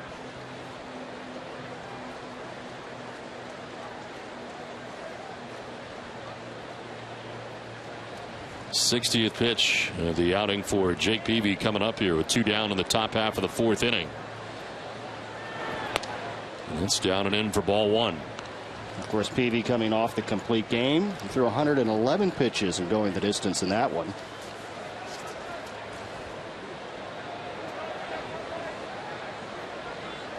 First complete game as a member of the Red Sox, beating the Los Angeles Dodgers. Red Sox winning that game 8-1 as throw to first base, and back to the bag is Garcia.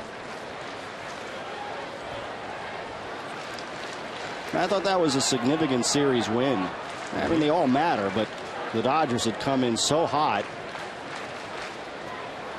Especially the Red Sox couldn't score any runs in the first game of that series. On it goes. The throw is going to be not in time. Another stolen base. Garcia this time goes off the mark from Ross to the first base side, and it pulls Bogarts off the bag, and sliding it safely with a stolen base is Garcia. That is the 3rd stolen base of the night for the White Sox. Now, the first time the throw from Ross was good. This time it tailed to the right side of the bag.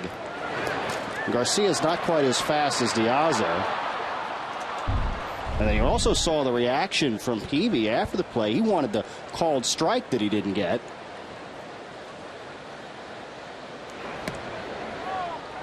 Too far inside this time, and he'll fall behind 3-1.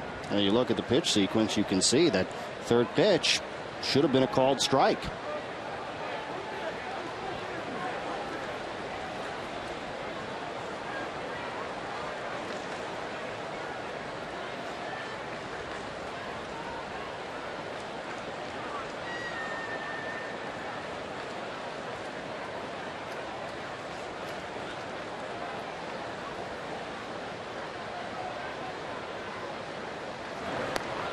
Over the outside corner for strike 2. The pitch he wanted. And that's the conversation with the umpire. Sometimes ball or strike gets lost when the throw goes down to second. The last pitch of called strike was almost a carbon copy of the one he didn't get. No, full count with 2 down in the inning. I think Gillespie will pop it up foul back and off to the left.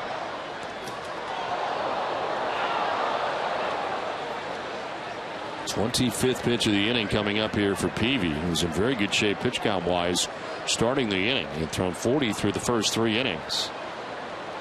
This has been an extended inning. The White Sox have come up with a run and tied the score.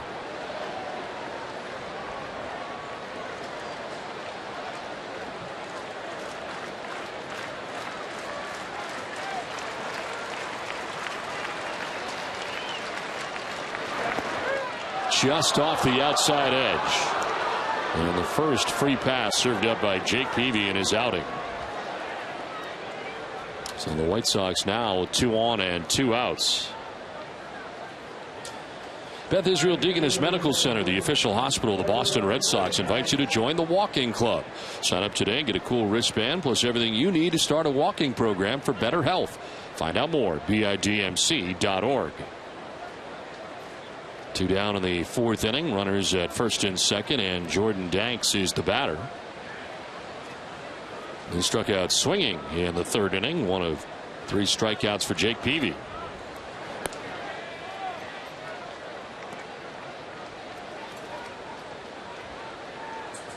And now Ross headed out to talk to Peavy. That was the first walk of the game for Peavy, and his strike percentage has dipped a little bit. He was up closer to 70%, now it's 62, which is not a bad number, but this has been a difficult inning for him. He's really had to work.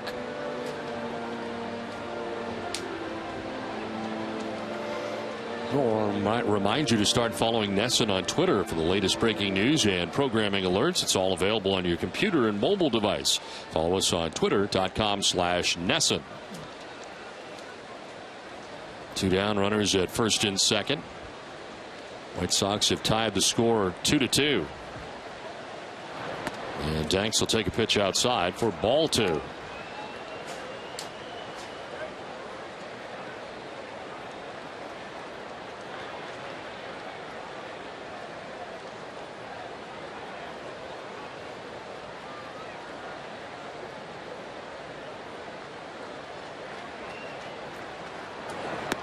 Swing and a miss. 2-1. Back to the changeup.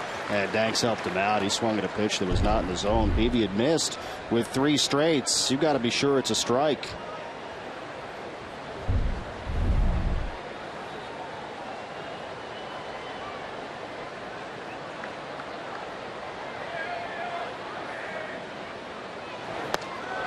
Off balance again, and it's 2-2. Back-to-back changeups, and they both work for Peavy. Same pitch, same spot, same result.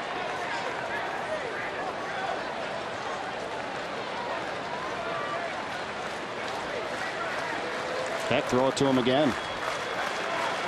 Garcia at second, Gillespie at first. 2 down in the inning, a run in. And a ground ball this time to first base. Napoli will grab it, tags the bag, and ends the inning. The White Sox have tied the score. Peavy's not happy. It's 2-2.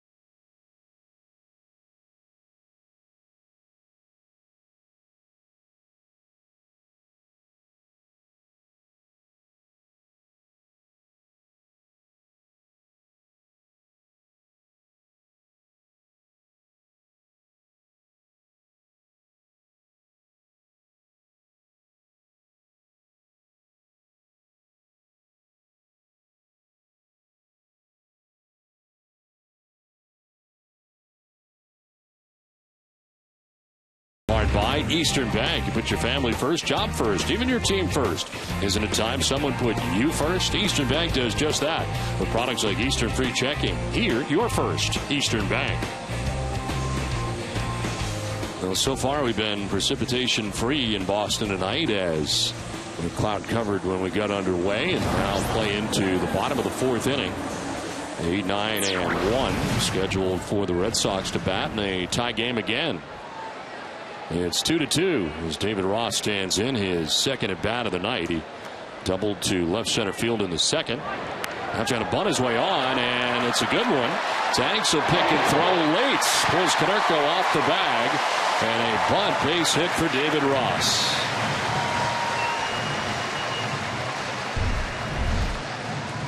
Great use of the element of surprise.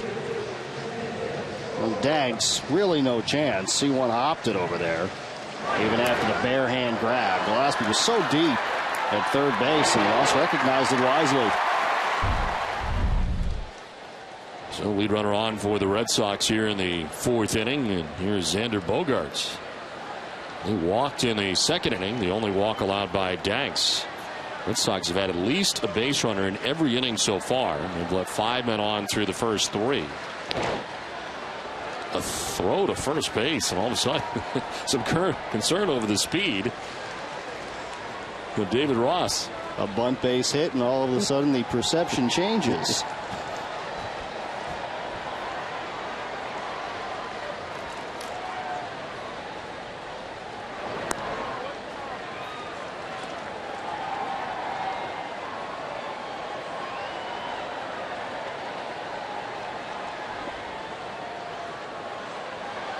Bogaerts with a pretty long look at Brian Butterfield, getting the signs from the third base coach.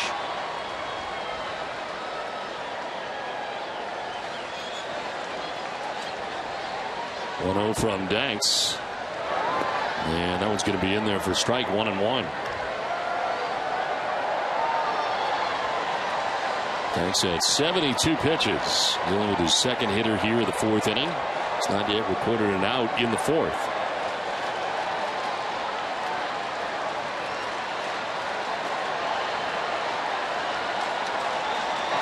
Bogaerts through the left side into left field, a base hit. David Ross takes second on the single by Xander Bogaerts, and the first 2 have reached for Boston here in the fourth inning. Ever find yourself guessing what you think is going to happen during every at-bat? Well, there's an app for that. MLB Pre-Play is the official prediction game of Major League Baseball, and it's free to download on iOS and Android.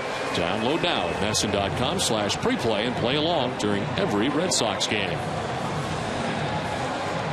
2 good at-bats now tonight for Bogaerts. That last pitch was down and in, and he was able to stay with it and sting it into left. His first at-bat was a 9-pitch walk after he fell behind 0-2, and here the single. 2 on, nobody out, and Jacoby Ellsbury is 1 for 2, but now meeting at the mound as Josh Fegley headed out to talk to John Danks.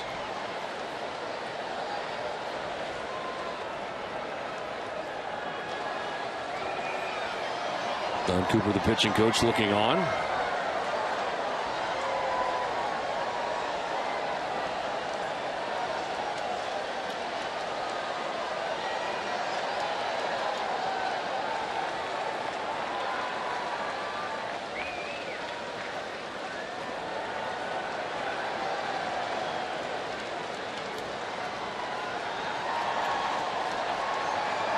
Ellsbury in the air to right field. Towards the right field corner. He's going to get down and jump up into the seats. It's a ground rule double. And the Red Sox will take a 3-2 lead. Ross will get the plate. And it's 3-2 Boston. They're in at the corners in case Ellsbury bunted. He didn't bunt. He drives one to deep right field and drives in a run. And the bounce into the stands cost the Red Sox a run, because if that stays in play, there's no doubt that Bogaerts scores. Good job of Ellsbury. He waited. That was an off-speed pitch. And there was no chance for Danks to get that one. Second season, Ellsbury has had 30 or more doubles in his career, and 46 back in 2011.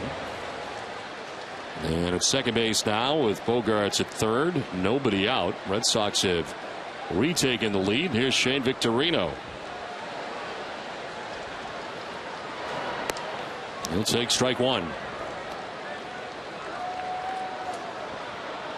Victorino 0 for 2 tonight. He has fly to right, and last time up struck out looking.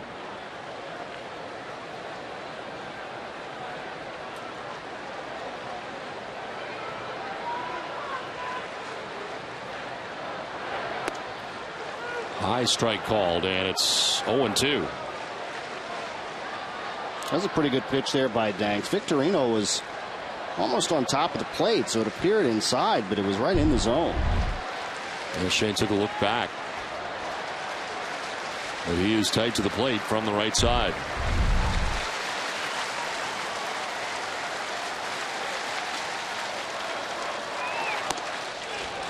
Did he go? No. This is first base umpire Angel Hernandez.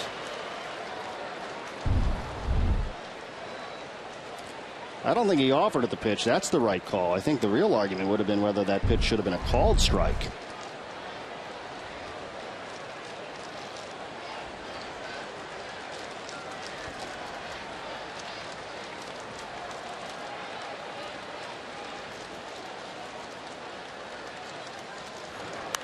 Victorino goes up to get that and pops it up foul, out of play. Up above the strike zone that time. Hangs at 1-2.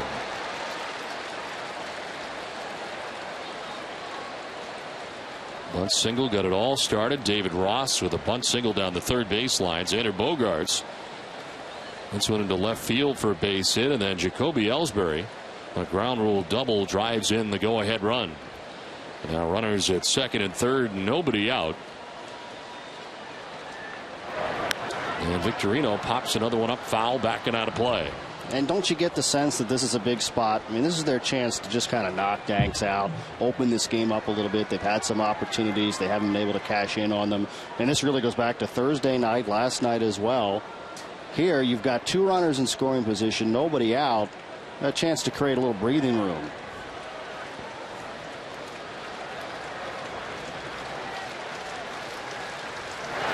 Victorino grounds one to third. Gillespie took a look at the runner at third and then fired across for the first out of the inning. No advances. Bogaerts scampers back to the bag.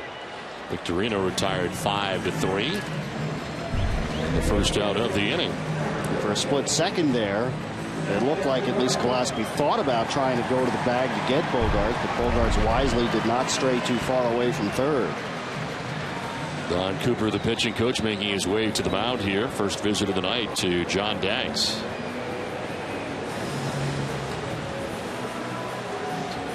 Well, Red Sox end of summer family packs are available now and include free parking courtesy of the shops at the Prudential Center, as well as a free Boston duck boat ride to Fenway Park. Visit redsox.com/family packs for more information. So the discussion here is, okay, how are you going to approach Dustin Pedroia? You've got second and third now with one out, first base open. He's the righty at the plate, lefty Ortiz on deck. Do you think about putting Pedroia on to set up a potential double play? But Danks is not a traditional left-hander. He's not a lockdown guy against lefties. I'm not convinced that the matchup for him against Poppy is necessarily better than it is for Pedroia. It's a pretty long discussion for Cooper out there. And Paul Nauert, the home plate umpire, went out to break it up. It ended up standing out there a little longer. And your Eastern Mass Lexus dealers bring you the pitching line for John Danks. 3 1/3, 8 hits, 3 runs, 2 of them earned so far. A walk on, 2 strikeouts, and 80 pitches already for Danks. He's had to work hard in this first 3 1/3 innings of work. And Dustin Pedroia, 0 for 2 in the game. He's lined out to second, popped out to first. And a pickoff play at third base. And Bogaerts dives back to the bag. So that was prearranged, but didn't work. You don't see it very often.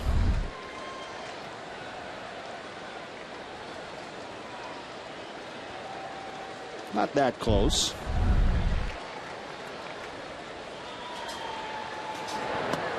Pedroia lays off, but takes a strike. Curveball that time from Danks.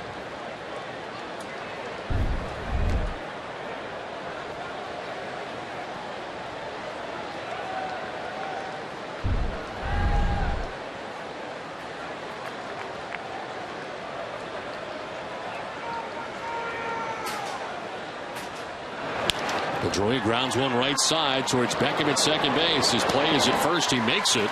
But scoring from third base is Xander Bogaerts, and the Red Sox take a 4-2 lead.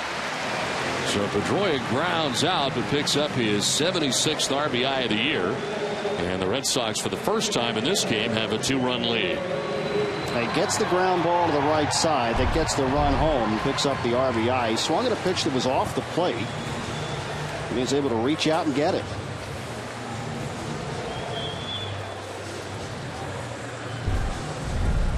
So 2 down. Jacoby Ellsbury at third base, and David Ortiz the batter. David reached on an error committed by Paul Konerko, the first baseman in the first inning, and then grounded out to second base in the third.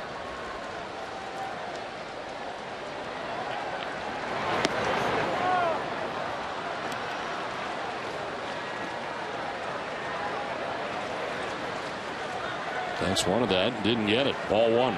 Now it's been a little inconsistent back there tonight.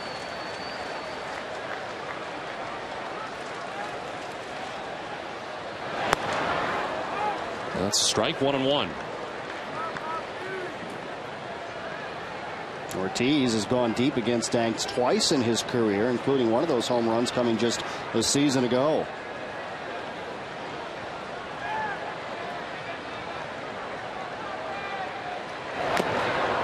Big swing there, and it's 1-2.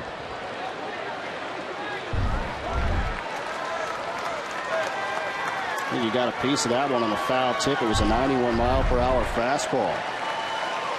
Gordon Beckham, the second baseman, is ducked back to short right field on Ortiz. Not a full shift on the right side.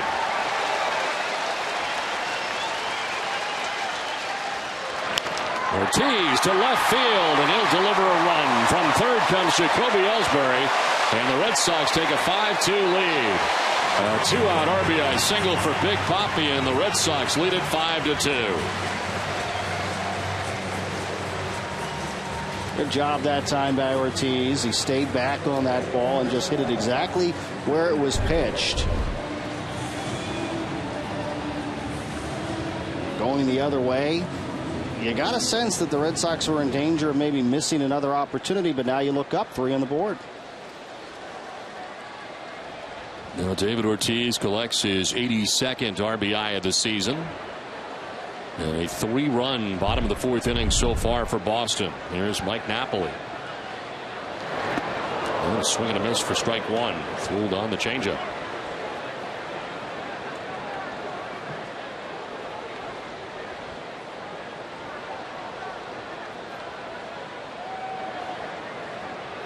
Napoli's single in the first inning.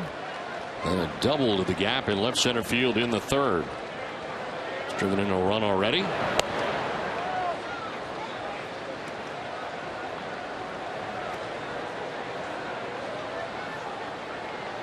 A little bit low that time. Danks wanted it again. On the double, he was fortunate to get to second as Beckham dropped that ball, but the hit was a solid hit. He squared that one up. Off the end of the bat, it's kind of squibbed down the first baseline. Danks will underhand it to first to end the inning. Well, the Red Sox scored 3 times, including an RBI single for David Ortiz. It's 5-2 Boston.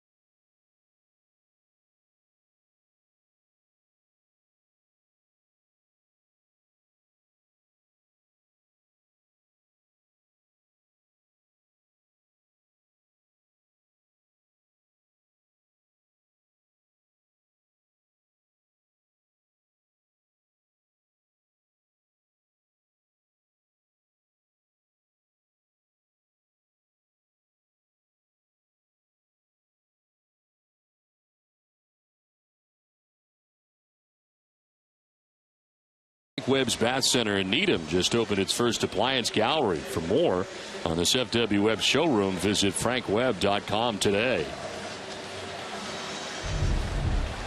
Well, it is now 5-2. The Red Sox have the lead over the White Sox thanks to a 3-run bottom of the 4th inning. And Jacoby Ellsbury right in the middle of it. As Ellsbury tonight is 2 for 3 with an RBI. He doubled in the 4th inning. That ground rule double to right that produced one of the runs. As a pitch misses to Josh Fegley, the catcher for the White Sox, singled to right field in the 3rd inning.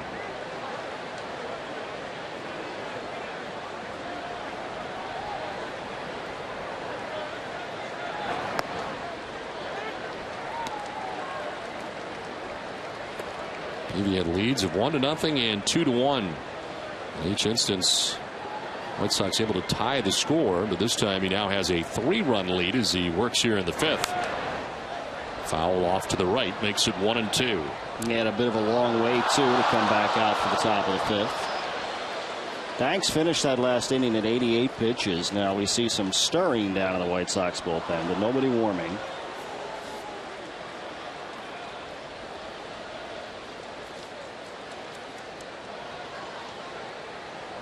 Stirring and stretching at the moment. And Fegley goes around and strikes out. That's the 4th strikeout for Peavy and a good start to the 5th inning. That was the cut fastball from Peavy. It's been one of his better swing and miss pitches this season. Now this one is well outside the zone. Amica Insurance is the proud sponsor of the Amica Pitch Zone. One out here in the 5th inning. Alejandro Diaza coming up here 0 for 2. Flied out to left field in the 1st inning. Reached on a fielder's choice in the 3rd and picked up an RBI. Also stole a base. Shortening up to show bunt and taking ball 1.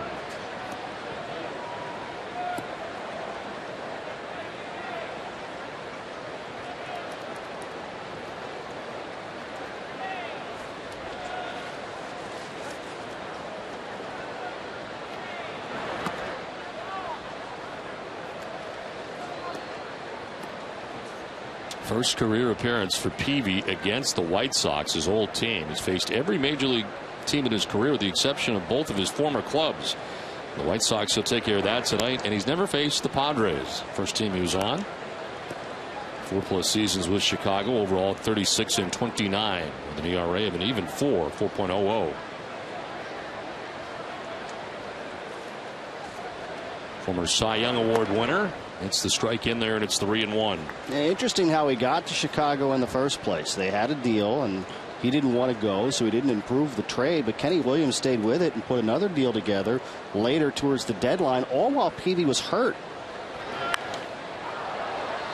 Well, kind of 2 factors played in there. Number one, it became apparent to Peavy that the Padres were not going to be able to pay him. They were lowering payroll, and there really wasn't room for his salary in the payroll the next year. And number two, boy, the White Sox must really want you if they're willing to deal for you when you're not even going to pitch for the rest of the year. On the ground right side, and Pedroia's got it. Pitcher's got it covered, and Peavy gets there. Throw is a little bit off the mark as well. Peavy had to lunge to grab it.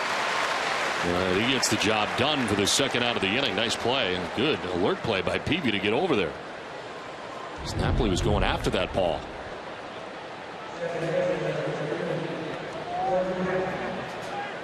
And Diaz is a speedy runner too. And Peavy indeed in tie.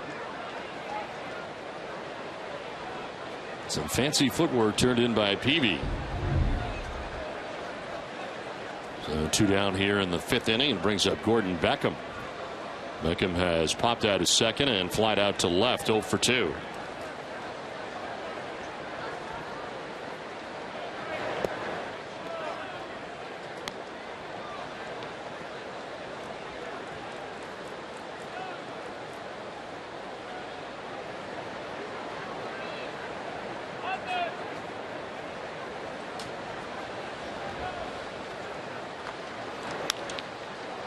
In the air to right field. Victorino coming in full bore, and now he can pull up and make the catch that ends the inning. So Peavy has a quick and easy top of the 5th. We're halfway through, and it's 5-2 Boston.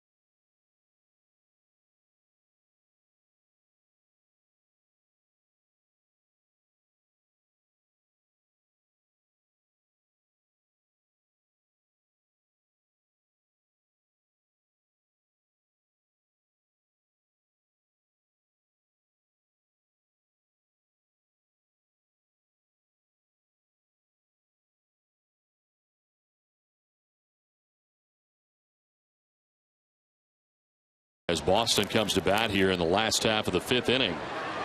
Johnny Gomes leading it off. John Danks back on the mound. This is pitch number 90 of his effort, and it'll miss down and away. Johnny Gomes tonight has popped out to short and doubled to left field. 5 runs, 9 hits, no errors for Boston. 2 runs, 4 hits, and an error for the White Sox.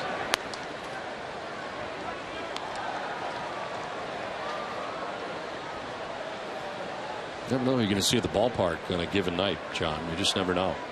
I've heard that. Michael O'Malley is in the yard tonight. Saw him earlier downstairs. He is somewhere in this ballpark. That's in there for a strike, and it's 2-1. There's Mike O'Malley. Joseph Aboud is also here. Our good friend Joseph Aboud. I'm pretty sure that's not where you got that jacket. You know what? I'm going to check, because I have a lot of Joseph Aboud stuff. No, it's not. How about that? I'm not surprised. 2-1 pitches to left. Back goes to Yastrzemski over his head and off the scoreboard. Wide turn at first for Gomes, but he puts the brakes on. It's a long single to get this bottom of the 5th inning started.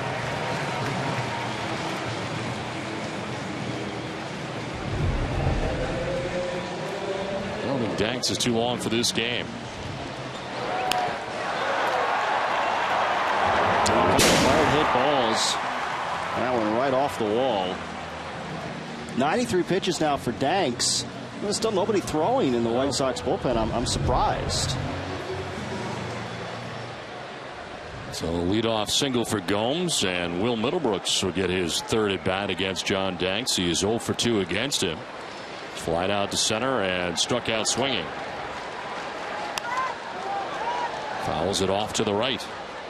Well, Danks had his season ended last year. Just over a year ago, he had shoulder surgery. That's how his season ended for the White Sox in August of 2012.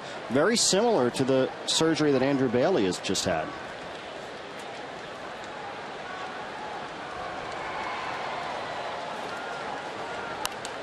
Foul off to the right out of play, and it's 0-2. Petrushka is up. We saw him pitch in last night's game. Back up again tonight.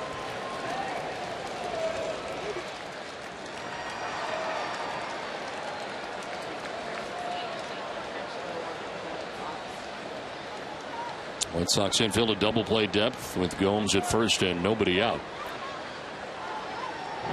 Throw to first. Gomes back to the bag. Lead was not terribly large. That's got to be what, a total of like maybe 15 throws over to first from Danks tonight. He threw over when David Ross was at first base.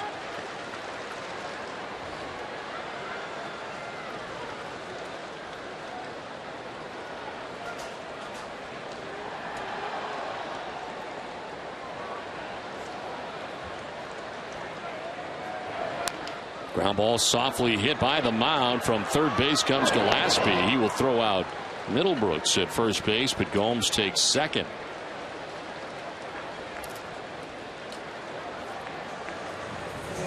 Well, Dunkin' Donuts is proud to give back at every Sox home game. Dunkin' hosts a nonprofit children's organization, and tonight we welcome the North Cambridge Little League from Cambridge, Mass. to historic Fenway Park. Dunkin' Donuts committed to the community.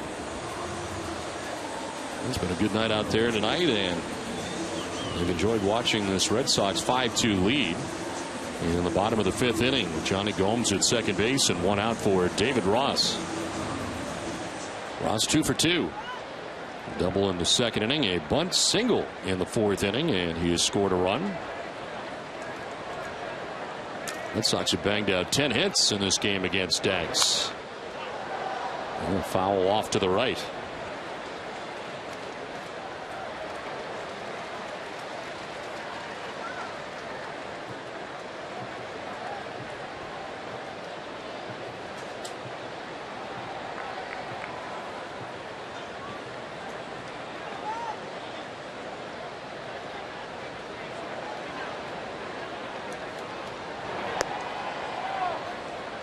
Go for a ball, 1-1.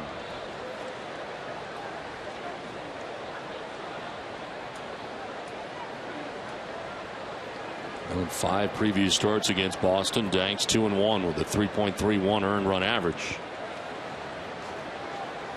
And tonight has given up 5 runs on 10 hits. Does not get the call on that, and it's 2-1. He might be one batter away. If one more guy reaches, that might be it for Danks.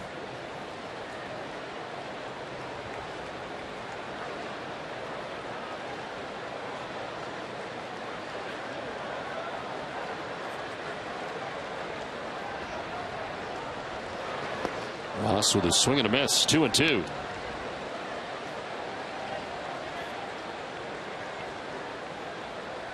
I think the word down from the bullpen is that Petrishka's ready.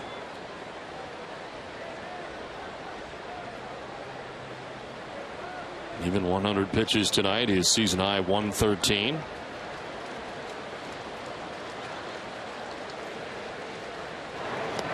Ross thought about it, but he takes ball 3, and it's a full count now.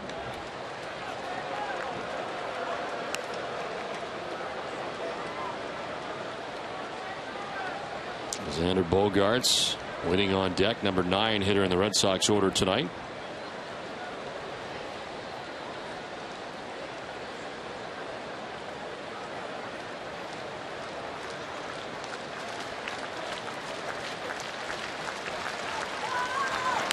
Ross lines out to third on a spectacular catch by Gillespie. He lays it out down there at third on a hot shot by Ross. 2 down.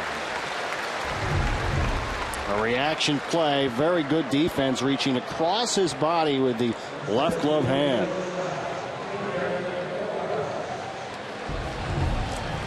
If he doesn't get that, that'll be down in the corner, and Gomes would have scored, but instead it's out number 2. Gomes remains at second, and it brings up Xander Bogaerts. He walked in the second inning, singled in the 4th, and scored.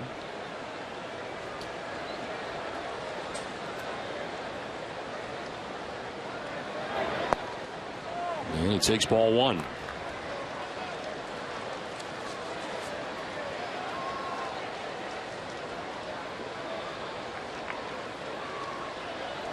Bogaerts, the 3rd youngest active major leaguer behind Bryce Harper and Erickson Profar. This hit foul down the right field line, and it's 1-1. Hess and Hess Express are proud sponsors of the Red Sox, and during the season they'll donate $500 to the Red Sox Foundation for every home run hit by the Sox. To date, $69,500 has been donated. Hess and Hess Express committed to helping the cause.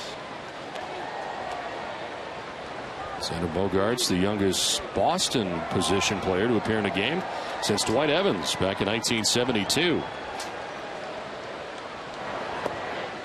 Inside for ball 2, 2-1. Yeah, the one thing I think he needs, Don, before next year is a better number. Big 72 just is not befitting a shortstop. He's got the spring training number going. That's right.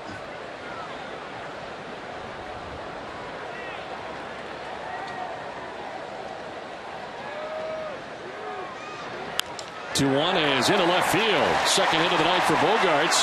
Gomes going to be waved around. Here's the throw from Diaz. It'll be late. And the Red Sox take a 6-2 lead. Xander Bogaerts with his 2nd hit of the night gives the Red Sox their 6th run of the night. Pretty smooth, huh? He's got a nice, easy swing, yet the ball just jumps right off his bat. Oh, it's hard not to get excited about this kid.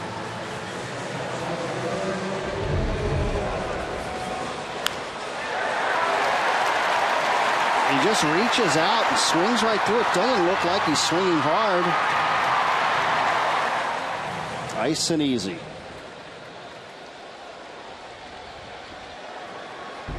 So Bogaerts takes second on the throw. An RBI single. And Jacoby Ellsbury with his 4th at bat of the night. They stay with Danks in a lefty-lefty matchup. And Ellsbury 2 for 3. As he fouls the first pitch back. It was right down the middle.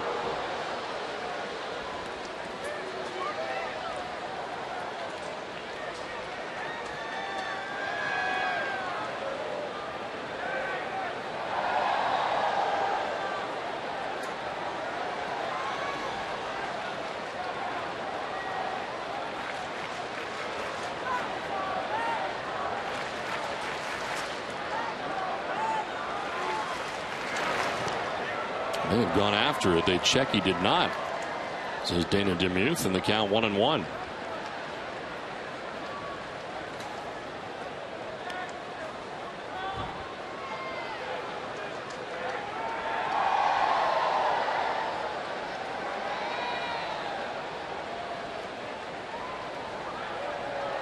Ball and a strike down to Jacoby Ellsbury with 2 outs, and Xander Bogaerts at second base.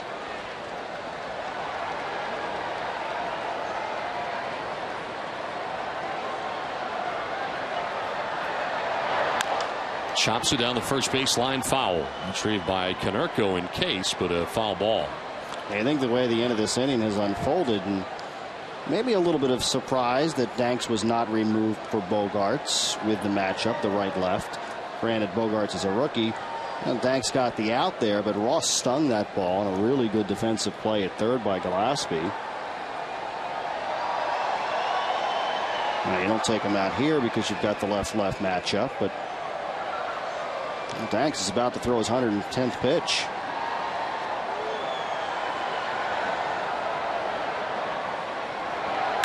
And Ellsbury will lift it in the air to right center field.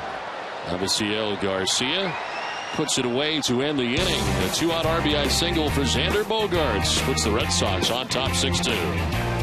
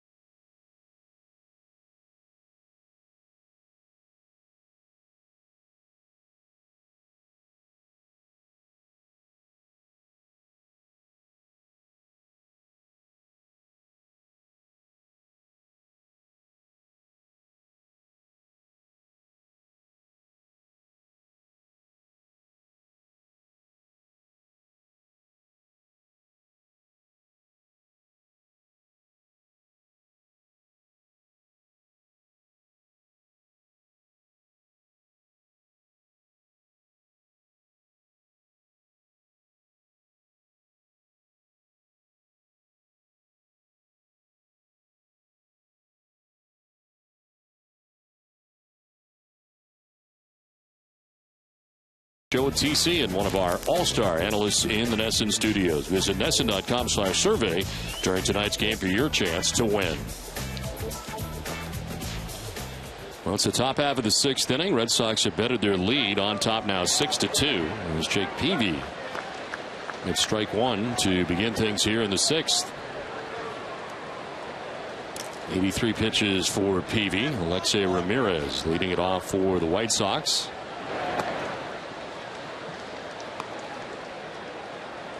Ramirez has fly to center, singled, stolen a base, and scored.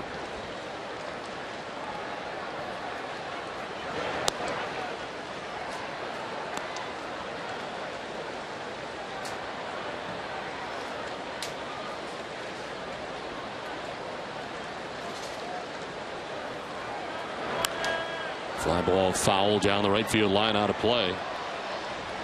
Well, this ticket brings you the pitching line for Jake Peavy. 5+, 4 hits. Just the 2 runs, a walk and 4 strikeouts. Gave up a run in the 3rd and a run in the 4th inning. Well, the Red Sox offense has kicked into gear. Jammed and fouled off to the right.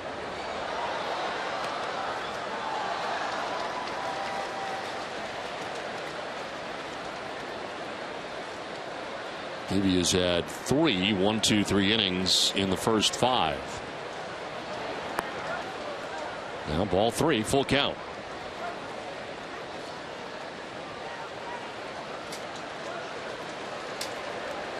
Adam Dunn and Paul Konerko expected here in the top of the 6th. Pop-up sending Pedroia a few strides on the outfield grass for the first out of the 6th inning. We'll stay with Nesson after the game for WB Mason's Extra Innings Live. Tom Caron and Tim Wakefield will break down the game, and Jenny will bring you clubhouse reaction. WB Mason Extra Innings Live. Can't go wrong when you buy right. WB Mason. One down in the 6th inning, and now 5 in a row retired by Jake Peavy. Here's Adam Dunn.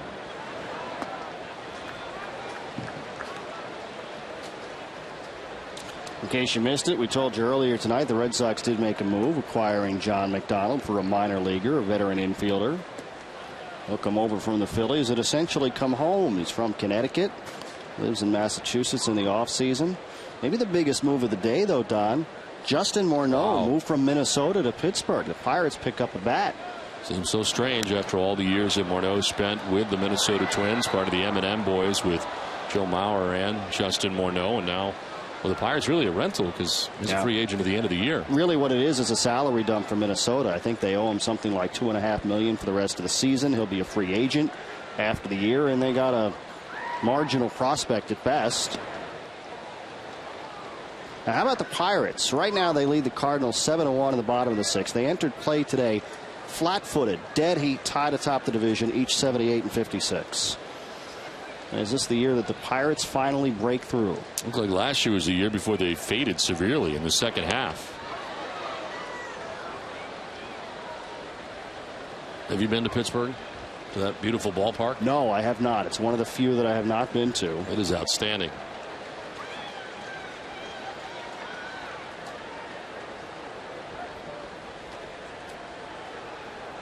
Three-two, and a shift is on right side. With it is Middlebrooks, who throws out Dunn for the second out of the 6th inning. Will come into the right side of the infield as part of the shift. So 5-3 on the putout of Adam Dunn.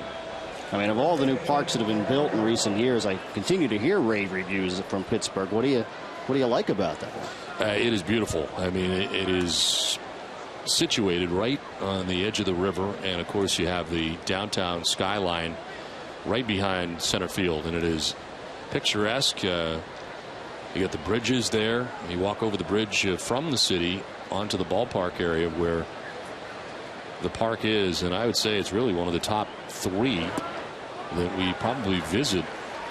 AT&T Park is probably my favorite. Right. Just being there against the San Francisco Giants. As far as the National League ballparks go. And now you hope that the Pirates are winning. They're a competitive team, that baseball really comes back in Pittsburgh. And we saw it happen last year with the Baltimore Orioles, a good baseball town returning to the postseason. And perhaps the same thing will happen in Pittsburgh this year. There is one minor drawback, though, to Pittsburgh Stadium. You know, I hear you're a little high. Yeah, that's exactly where I was going. It is not the highest booth. It is the second highest booth in Major League Baseball. To Washington. To Washington. Have you been to Washington? I've been to Washington. Wow. That's the only drawback. It creates a very good picturesque view of Pittsburgh from where you are at the top of Pittsburgh Stadium. But see the game sometimes can be tough. Yeah. But Washington by far is the furthest. I think that's 2 stories higher than Pittsburgh. So it's up there. 1-2 pitch is in the air to shallow right. Victorino makes his way in, and Peavy will have his 4th 1-2-3 inning of his outing. 5.5 in the books. It's 6-2 Boston.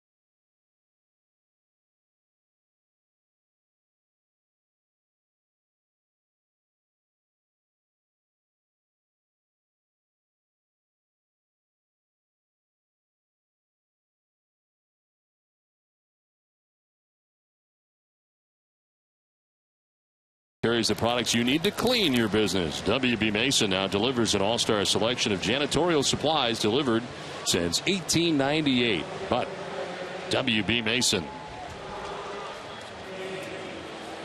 So we head into the bottom of the 6th inning, and for the Red Sox, leading it off will be Shane Victorino, Dustin Pedroia, then David Ortiz. And they'll be facing a new pitcher, Jake Petrushka, into his 2nd game in this series. His 5th game overall, 1-0 with a 3.38 earned run average, 2 Ks, 1 walk. And opponents hitting at .222 against Petrushka.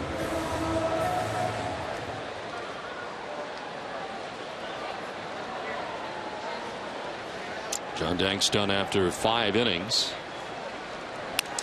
There's a soft liner into left that'll fall in for a base hit. Shane Victorino aboard for the first time tonight. He joins the hit parade. Red Sox pick up their 12th hit of the game. I'll remind you to stay with NESN after our Sox coverage for NESN Sports Today, presented by People's United Bank. Leah Hextall and Gary Streisky will bring you everything you need to know about the day in sports, including updates on Tim Tebow's release by the Patriots, BC's home football opener, and the 2nd round coverage from the Deutsche Bank Classic. All that plus a recap of our game here at Fenway comes your way after our Sox coverage on NESN Sports Today. Dustin Pedroia 0 for 3 in the game. He does have an RBI. The average now down to an even 300 for Petey.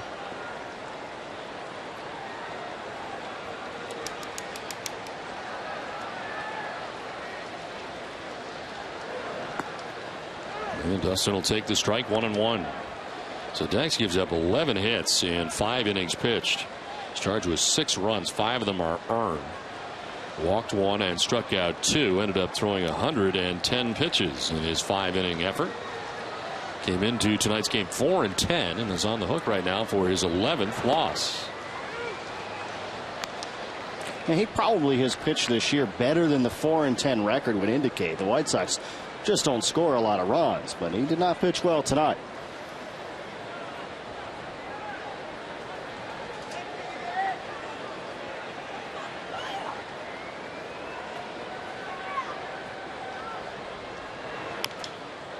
Tap foul, hangs at 1-2.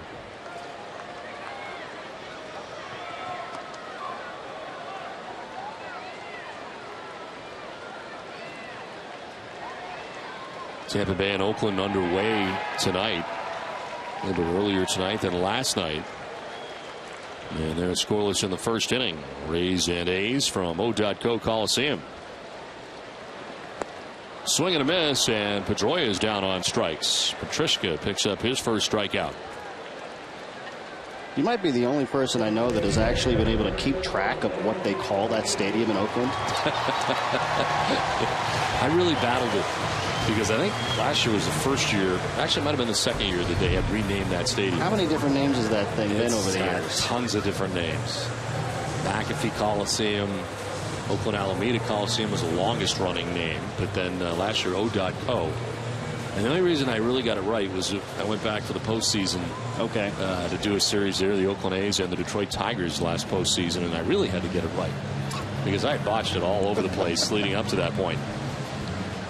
I don't even know what O.co is. I don't either. Okay. You know what that place really is? It's a dump. Yes, it is. I mean, we just talked about all the really nice parks. That may be the worst. It very well could be. This one sliced foul down the left field line, out of play. How do you feel about Tropicana Field? Since you're I hate that place too. You're not a fan of Tropicana Field. If I never heard another cowbell in my life, that would be just fine. It is by far the loudest building. Yes. Even with the least no amount of people in it. That's right.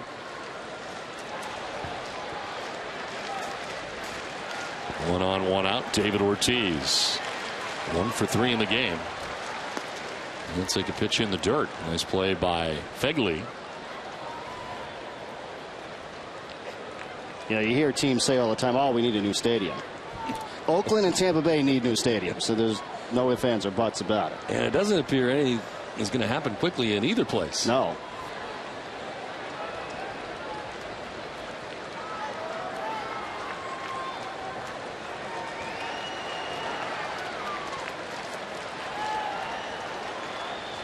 Well, the first and back to the bag is Victorino.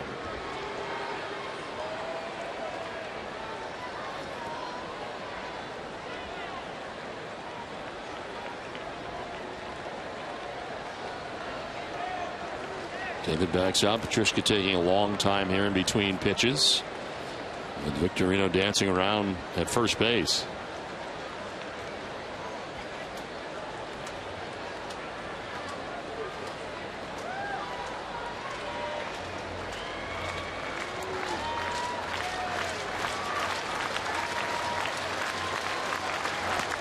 Outside for ball 2.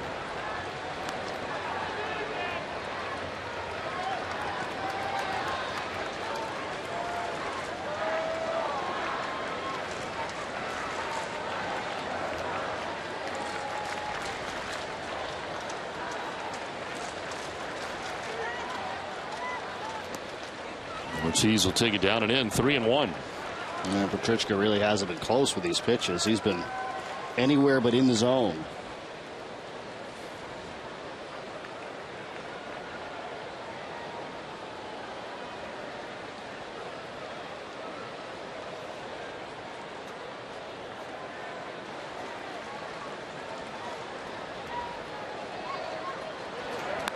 Ortiz going after that. He fouls a 95-mile-an-hour fastball back. Full count. And that was a strike. That was on the outside corner.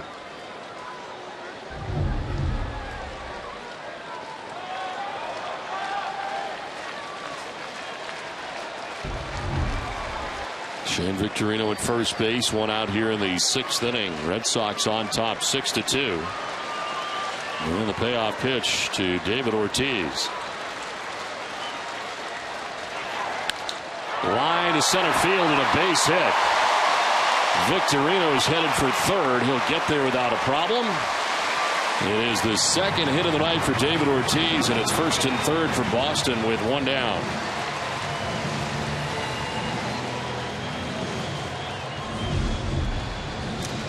Now Poppy broke out of the big O for last night. Couple of good line drives. This one right back through the box up the middle. His previous hit, he was able to serve it into left. But a good looking swings.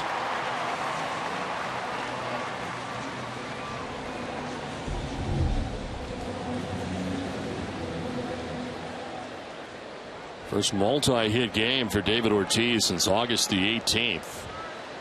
You see his 2 singles in the game. First and third, one away from Mike Napoli. There's a multi-hit game of his own, a single and a double, as he takes strike 1.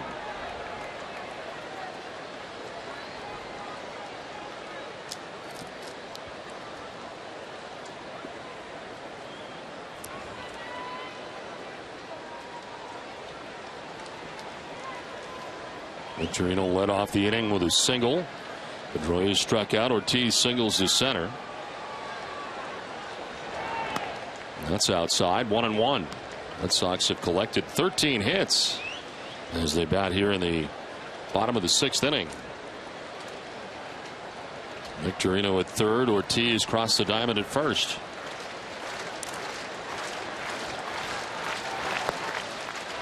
Down low for ball 2.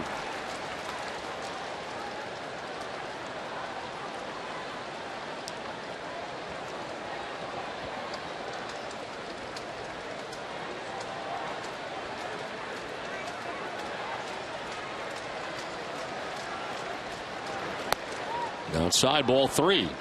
It's really been a meat grinder for Chicago pitchers tonight. I mean, they've worked all night long with guys on base. In the middle of the pack in the American League in earned run averages as a staff at 3.84. Nobody warming behind Petrushka right now. And that's ball 4. This will load the bases. It's only the second walk given up by White Sox pitching. Don Cooper will head out and talk to Petrushka.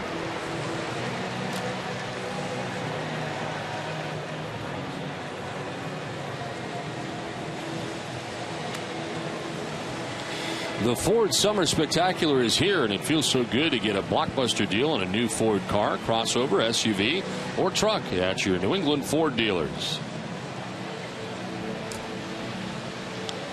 Hasn't been an easy series for Cooper. No, he's Or the White Sox pitching staff. had a hard time watching last night.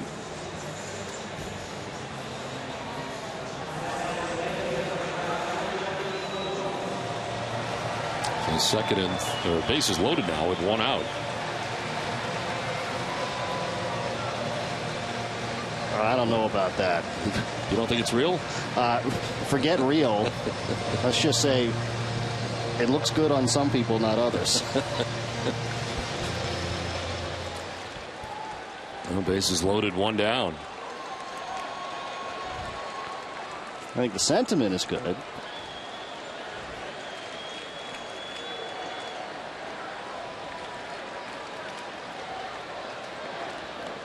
In the dirt, he gets away.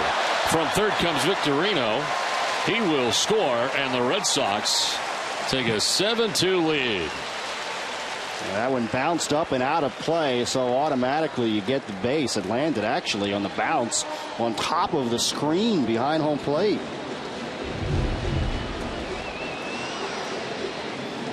It just took off. He just overthrew that one. He threw it right into the ground.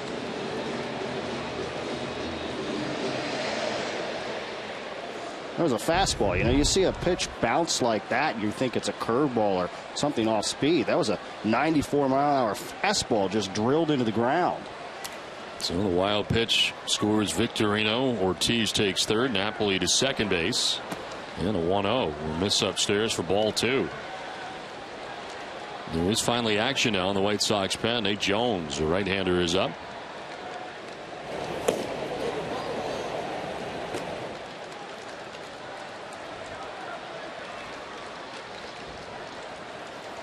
Infield in about halfway for the White Sox in the infield. Runners at second and third.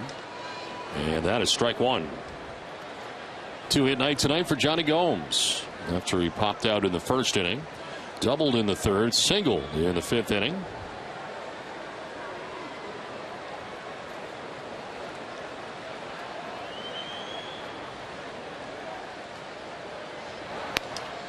On the outside corner, 2-2. Well, with the makeup of this team, Don, I'm thinking by the time you get to October, it's going to be a organizational wide beard. You're going to have one too. I don't know about that. Did the beardathon a few years ago in the Bruins. Yep. I think that worked out well. I don't know.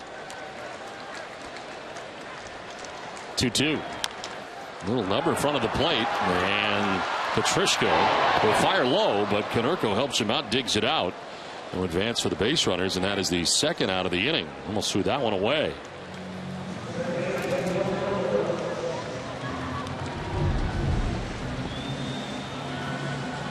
Number right in front of the plate. Petrishka pounces on it, but then the throw was low. Now that one was not in the dirt, but awfully close. So second and third, two down, and Will Middlebrooks coming up. Will, one of two Red Sox not to have a hit in this game. Boston has 13. Dustin Pedroia has gone 0 for 4, and to this point, Will Middlebrooks 0 for 3.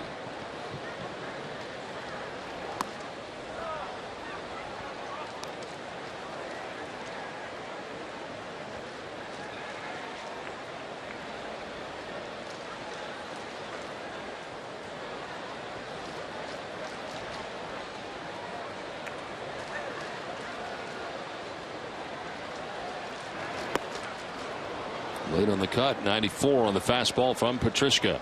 And Petrishka does throw hard. He's got pretty good life on his fastball if he can locate it.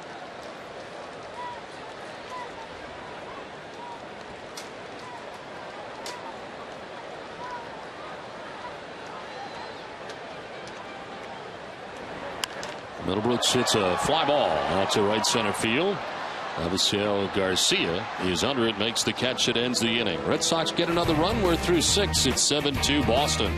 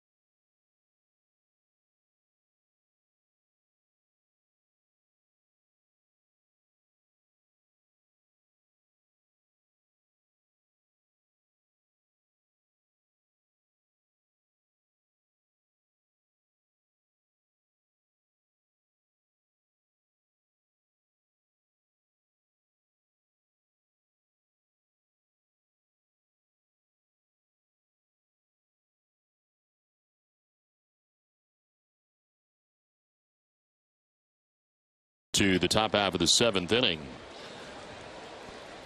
Avisail Garcia leads it off. Connor Gillespie and Jordan Dank scheduled to bat here in the top of the 7th inning.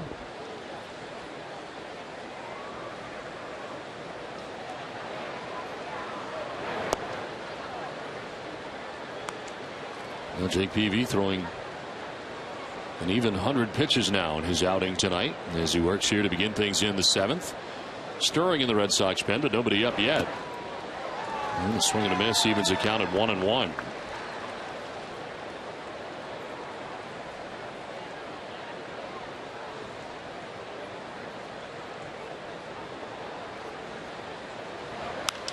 Fly ball hit well to right field. Back goes Victorino. It'll take him to the warning track, but he makes the catch.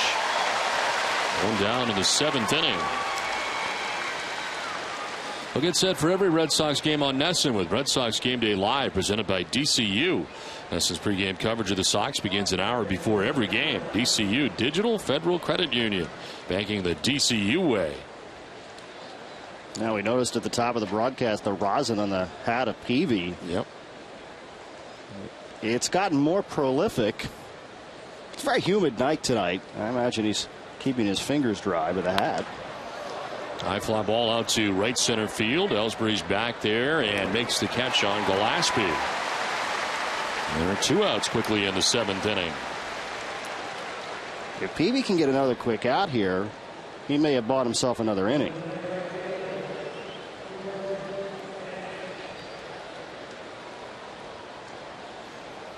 So 2 down, and it takes us to Jordan Danks, who is struck out and grounded out to first base.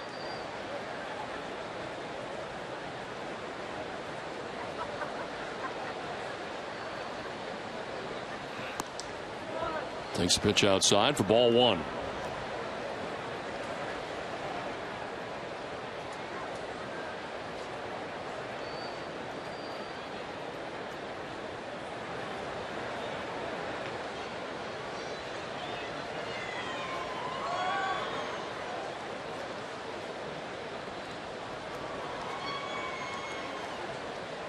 Now 9 in a row retired by Jake Peavy. He has the first 2 outs here of the 7th inning.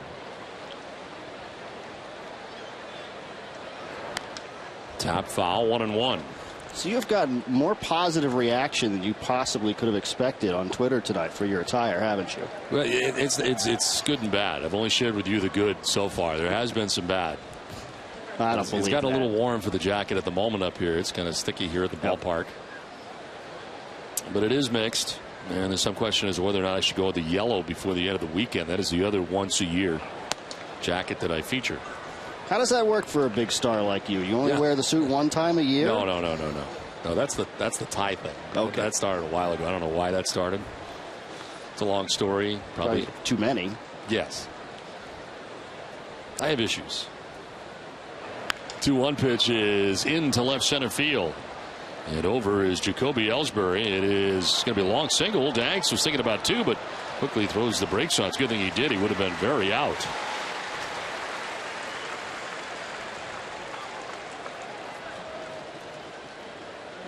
MLB.TV celebrates 11 years with low yearly prices. Not no yearly prices. It's not free.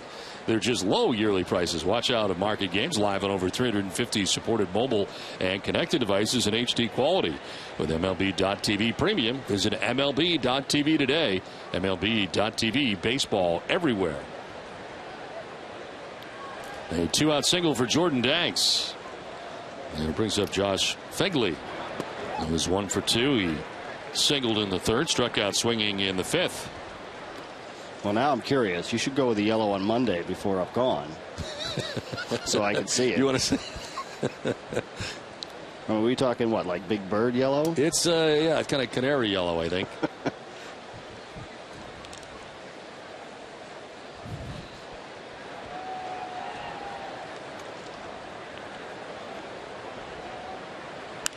Fly ball to center field.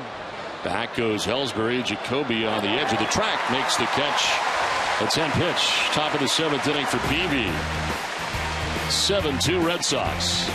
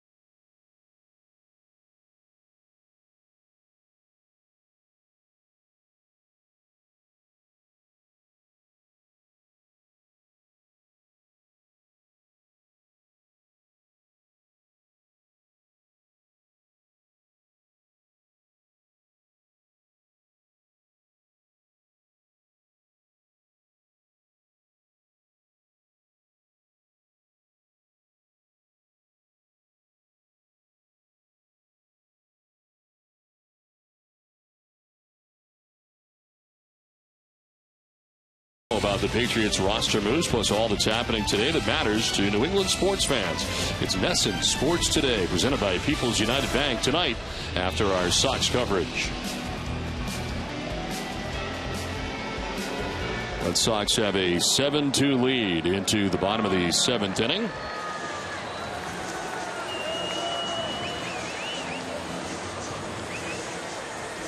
David Ross will lead it off here in the bottom of the 7th inning. Ross, Bogarts, and Ellsbury anticipated. As Patricia back to the mound here for the White Sox. Gave up a run in the 6th inning. David Ross has had a 2-hit night. His 3rd start coming off the disabled list. He has doubled, had a bunt single. Last time sharply lined out to 3rd base, and a great catch by Connor Gillespie. Yes, he takes strike 1. Yeah, good sign for Ross. He was robbed last time. He's had 3 pretty good at bats. He had the bunt single, and we wondered, he just hasn't had a lot of at bats since being activated. How would his timing be at the plate? In the dirt outside, it's 1-1. There is action for the White Sox.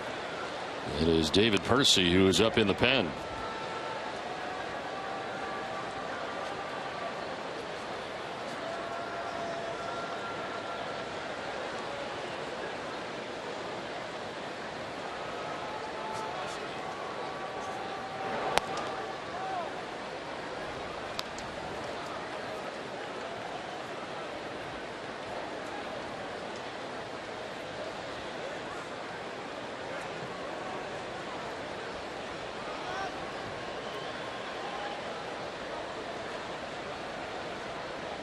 Seven runs, 13 hits, no errors for the Red Sox. 2 runs, 5 hits, and a miscue for the White Sox.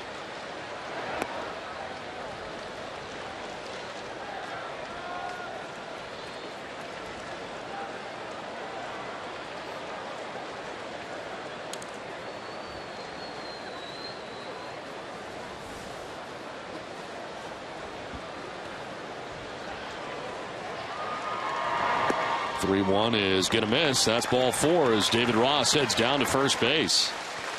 Send it down to Jenny Dell. Well, Don, September call-ups are going to begin tomorrow. Manager John Farrell said roughly 3 or 4 players will be getting the call, and specifically said a catcher, a pitcher, and an infielder will be getting the call up tomorrow. Manager John Farrell also said that this is really an invaluable experience for these players, especially the young ones, even if they've already gotten their major league debut. So he said it will be a great trip for these guys. Well, David Ross walking to begin the inning. Xander Bogaerts takes a strike. What are your thoughts on the rosters expanding? I think I made the point last night. I really don't think it's that great a thing. I mean, I think it's great for the guys who get called up, a great opportunity for them. But at the same time, you play under one set of rules for 5 months. All of a sudden, it's out the window, and you play under another set for the final month of the year. There's a ground ball to second base. Could be 2. Ramirez fires to first, and it is 2. Changes the game, and that's the part that I don't like. You play one type of game for most of the season, and then in September the games matter for some teams, not so much for others. Right. But you're playing essentially a different game. You've got all these pitchers in the bullpen. You can use special situations where maybe you have one guy on the bench, all he does is run, and he's simply a pinch runner, but you don't worry about taking a catcher out because you've got a 3rd, maybe even a 4th catcher, depending on how you structured your roster. I mean, you can start left-right in the 5th inning if you want. You could. And people do. And we've seen Joe Madden do it. Yes. And Buck Showalter. Yes. 2 down here in the 7th inning. Jacoby Ellsbury has 2 hits in the game and an RBI single and a double. Now, one thing the Red Sox do have to contend with is the Pawtucket Red Sox in a playoff. They want to make sure that some of those guys are there for the Paw Sox and they get that postseason experience at the AAA level. Reigning Governor's Cup champions. This one grounded foul down by the Governor's Cup champion manager, Arnie Baylor. We saw a moment ago there Craig Breslow is throwing in the Red Sox bullpen. So at 109 pitches, that looks like it'll be it for Jake Peavy.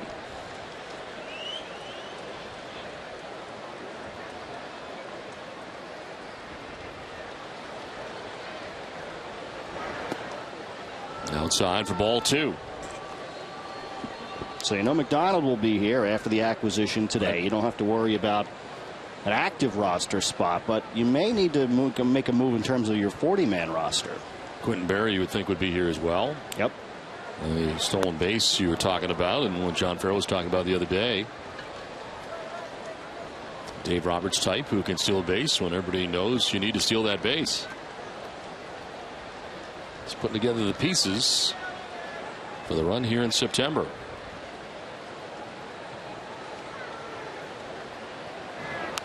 Ellsbury slaps it foul, and it remains 2-2.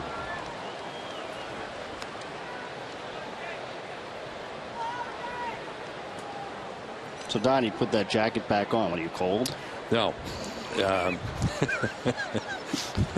That's not the only reason I put the jacket back on.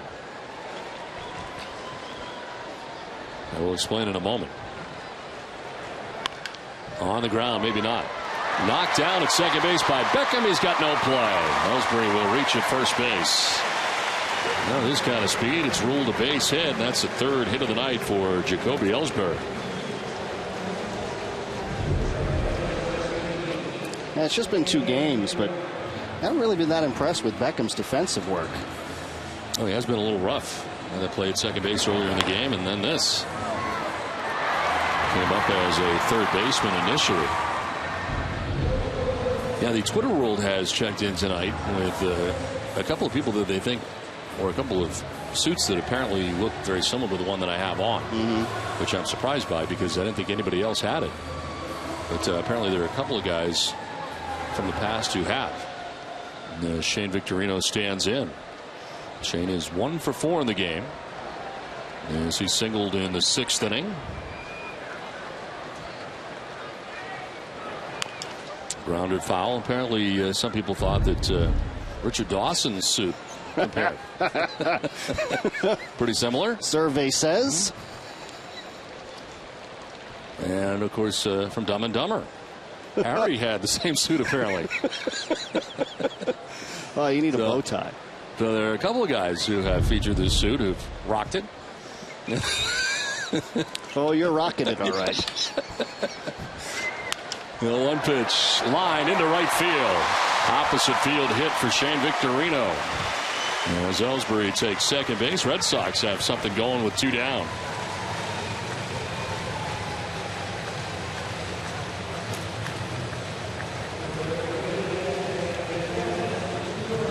There's 7 players with multi-hit games in this game for Boston. Red Sox with 15 hits, 2 on, 2 down, and Dustin Pedroia coming up. Now they're relentless. We talked about that earlier in the broadcast. There's really no obvious soft spot in the lineup right now. Relentless up and down, very balanced.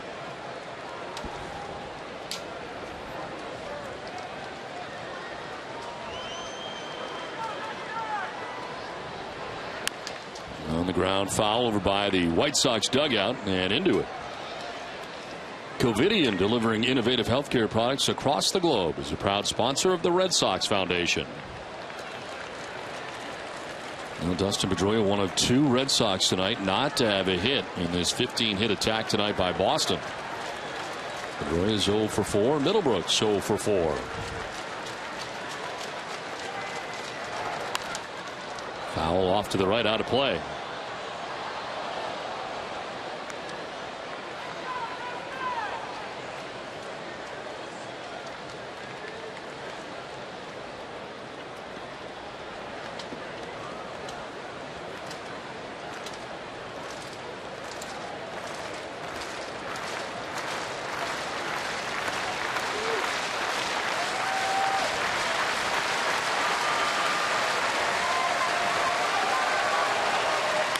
Pedroia hits it on the ground towards short. Alexei Ramirez goes to first with it for the out. That ends the inning. Red Sox strand a pair but take a 7-2 lead to the 8th inning.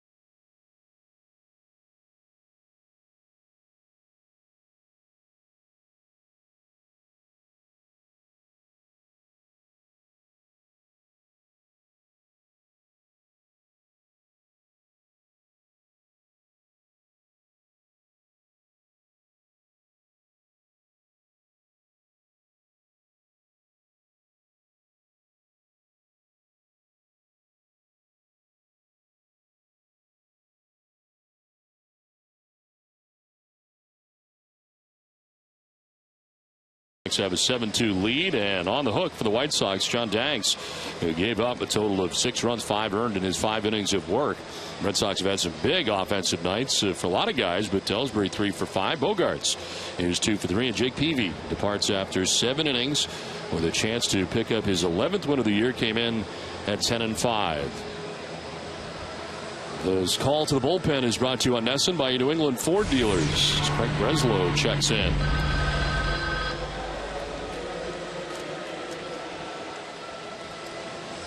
Breslow appearing in his 49th game of the year, 4-2 with a 2.12 earned run average, 46 2/3 innings, 25 strikeouts, and opponents sitting at 249 against the left-hander.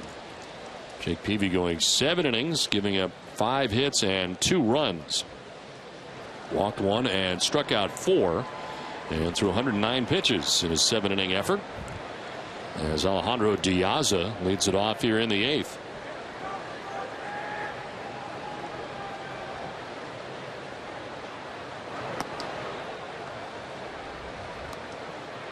Diaz's fly to left, reached on a fielder's choice, stolen a base, and grounded out.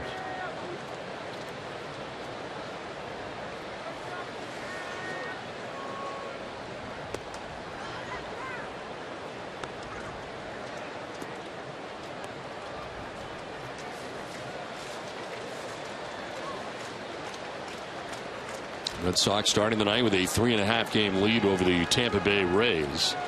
The A's and Rays are scoreless in the 3rd inning in Oakland. This one fouled off to the left out of play. Got some confirmation from several people who tweeted in tonight. We were talking about O.co Coliseum, and as it turns out, it's overstock.com. Apparently an abbreviation for overstock.com. But O.co, that's what all the cool kids call it. Apparently that's the case. That's why they went with it. But it is O.co Coliseum. 2-1 pitch is on the ground. Pedroia to the backhand. Took a tough hop, but he stays with it. And he throws out Diaza. Nice play on the backhand by Pedroia.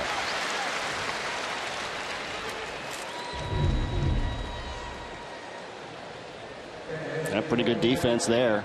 Now that's a tough hop right at the end. See him have to come up a little bit with glove. 1 down here in the 8th inning, and Gordon Beckham coming up. He's 0 for 3. He's popped out to second, flied out to left, and flied out to right.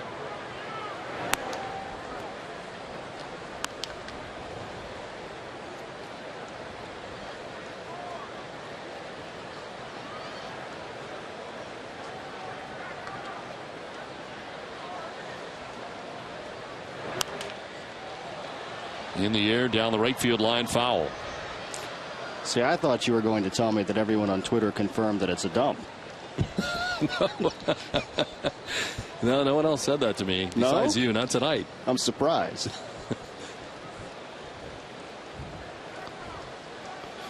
Although it looks likely there'll be playoff baseball there again this year.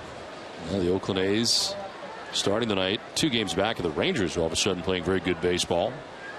But Oakland in a wild card spot right now if the season were to end tonight. Tampa Bay and Oakland being wild card teams.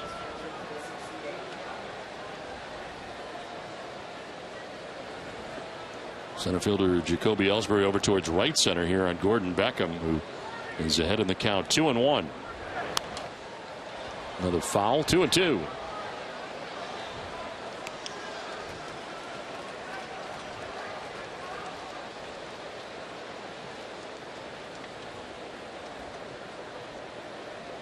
Jake Peavy was pretty good tonight in his 7-inning effort, giving up just 2 runs. Single run in the 3rd, single run in the 4th inning. And another very good effort for Peavy, who has pitched very well. A little pop up. Xander Bogaerts, equidistant between 2nd and 3rd, puts it away. 2 down.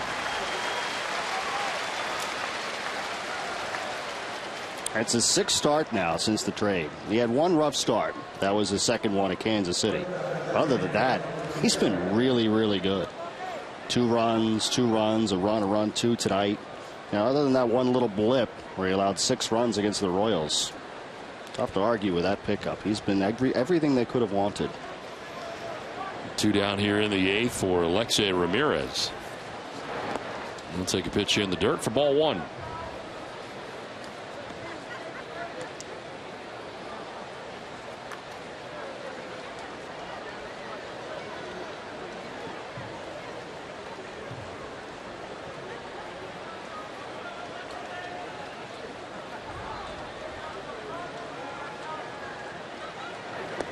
Swing and a miss, and it's a ball and a strike. You can help us out by taking a quick 2-minute survey. We'll give you the chance to have dinner and watch the pregame show with TC and one of our all-star analysts in the NESN studios. Visit NESN.com/survey during tonight's game for your chance to win. 1-1 is grounded foul.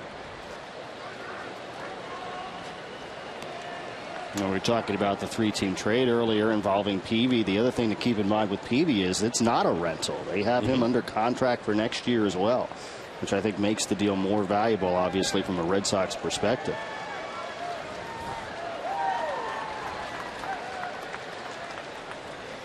And the White Sox have Garcia wrapped up for a while as he had just reached the major leagues last year with the Detroit Tigers. Up high for ball 2, 2-2. And I wonder what the Tigers are going to do when Johnny Peralta is eligible to play again. It's not clear right now whether they are going to welcome him back this year. Now they're going to the playoffs. Will it be with Peralta? Swing and a miss, and Ramirez strikes out. It's a 1-2-3 8th inning. It's a 7-2 Red Sox lead.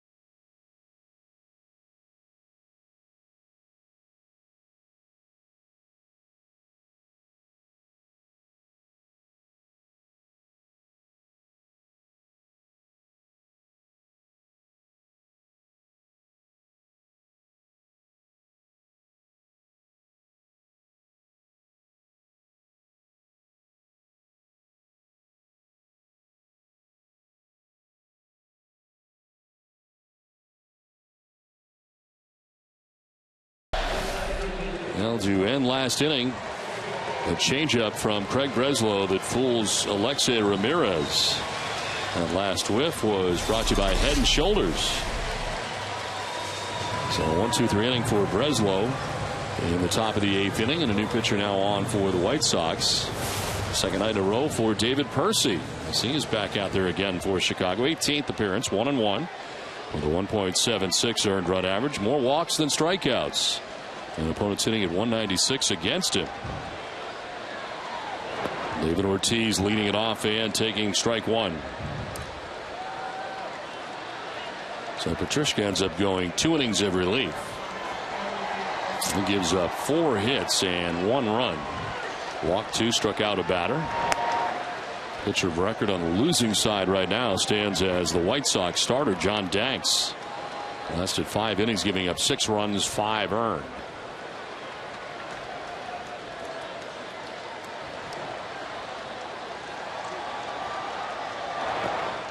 Outside for ball 2.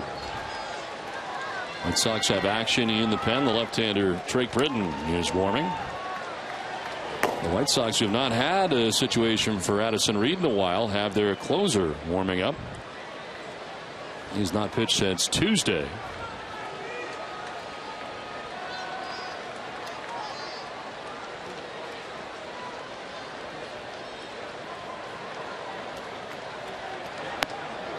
And up high for ball 3.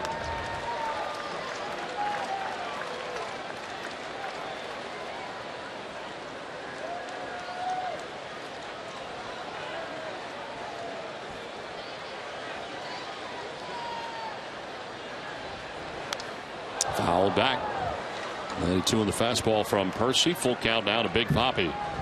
The Red Sox have made the move to clear the 40-man roster spot for McDonald. Alex Wilson, who had been on the disabled list, has been moved to the 60-day disabled list, which is somewhat procedural. He was already 50-plus days into his DL stint, so he would still be eligible to come off in September.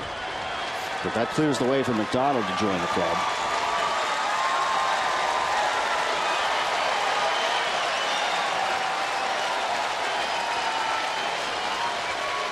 Three-two pitch to David Ortiz.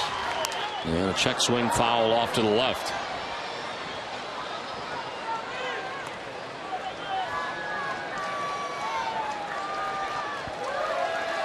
Two-hit night tonight for David.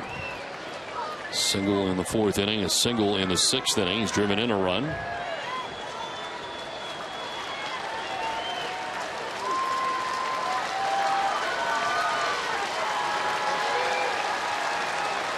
And Ortiz takes the walk down to first base. Percy walking another batter.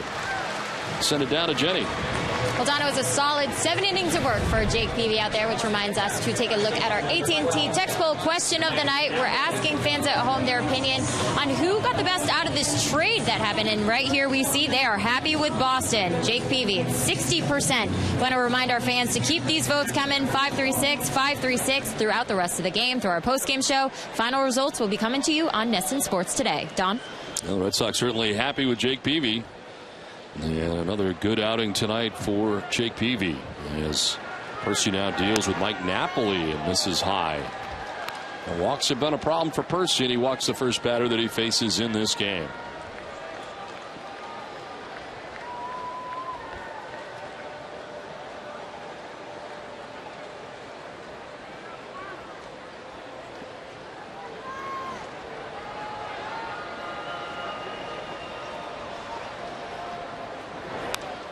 Swinging a foul to the screen, 1-1. Napoli had one to hack at there. It was up in the zone, but at 91, he just missed it.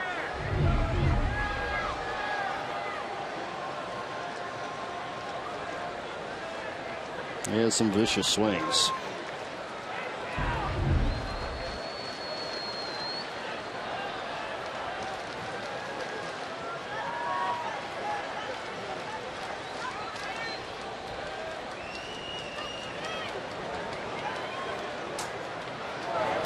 On the ground to third base. Gillespie will go to second for one, on to first and off the mark, but the tag applied by Konerko on the way by.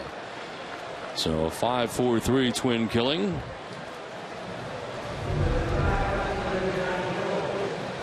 He's hit sharply, and you got two guys who don't run particularly well.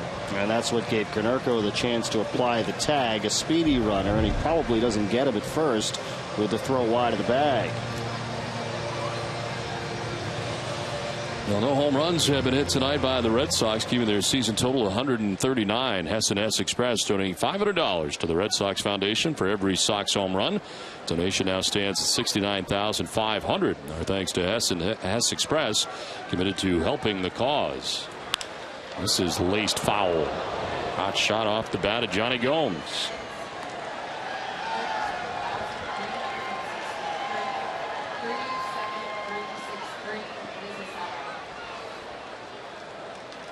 Sell out here tonight at Fenway Park, 37,363.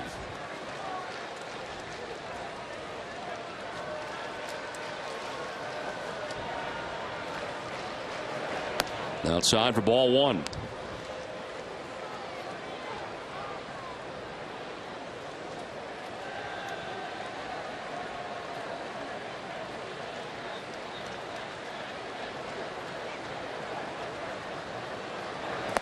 Swing and a miss, and it's 1-2. A pretty good changeup that time.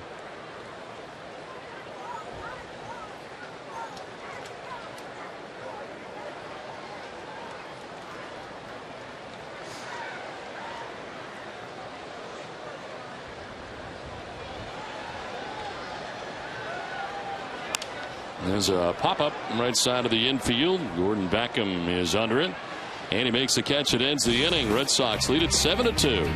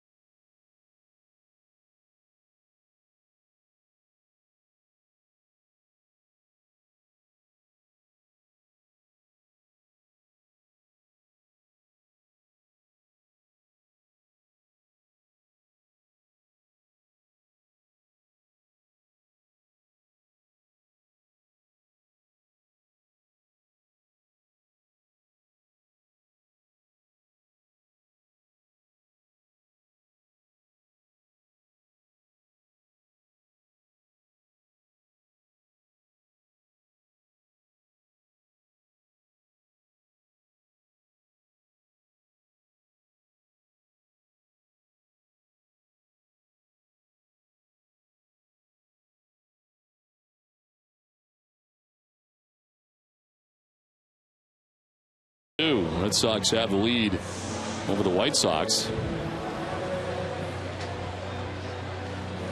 And a new pitcher on for the Red Sox here in the 9th inning. As Drake Britton warms up here. Saw Greg Breslow work the 8th, had a 1-2-3 8th inning with a strikeout, and Britton trying to finish it off here against the White Sox in the 9th inning.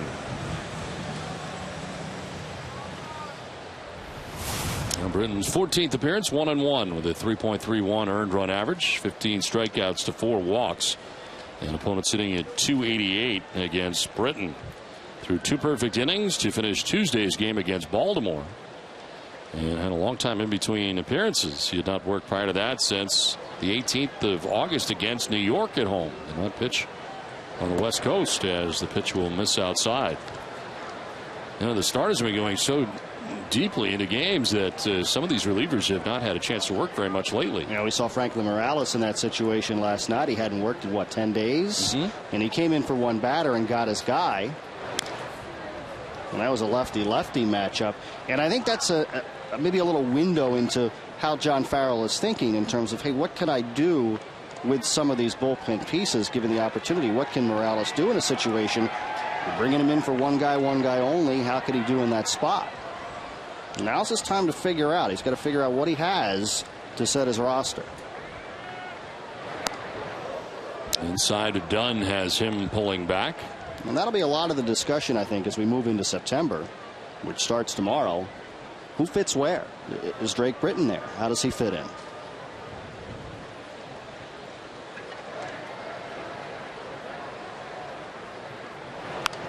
Dunn pops it up. Foul, that'll get back and onto the screen. Well, tonight's Red Sox starter, Jake Peavy, gives him 7 innings and 109 pitches, 5 hits, 2 runs. He walked a batter, struck out 4. In line for his 11th win of the year, came in at 10-5. 2-2. And outside for ball 3.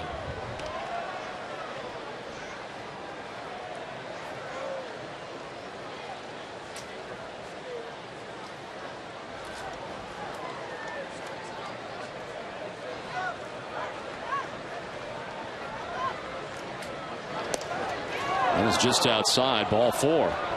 So leadoff walk for Adam Dunn.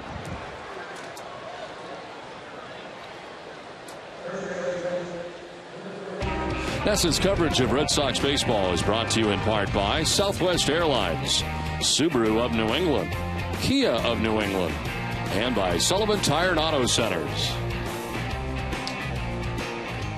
Leadoff walk for Adam Dunn here in the 9th inning. Last thing Drake Britton really wanted to do here with a 5-run lead to begin the 9th inning. Paul Konerko, the batter. And he'll pop it up. Mike Napoli into foul ground's got to play. And he makes it for the first out of the 9th inning.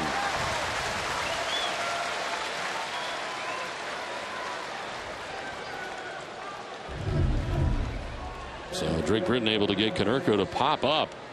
Fastball running in on the hands at 95 miles an hour.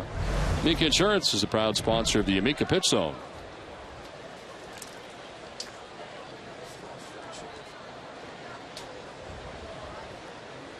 So 1 on, 1 out. Avisail Garcia 1 for 3 with an RBI single back in the 4th inning.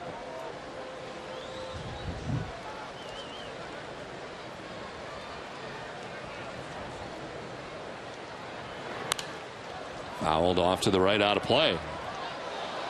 Well, don't forget, NESN's post-game coverage of the Sox begins right after the game with WB Mason Extra Innings Live, TC, and Tim Wakefield to break down the highlights. Jenny will bring you reaction from the players. WB Mason Extra Innings Live. Can't go wrong when you buy right. WB Mason.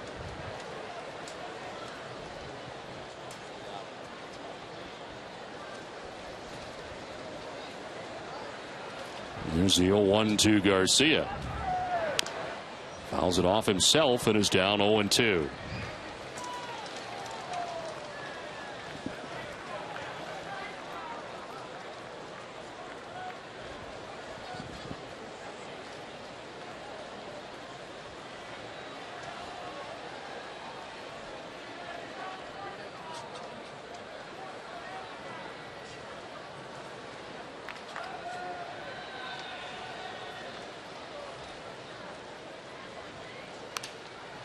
There's a pop-up foul off to the right, out of play.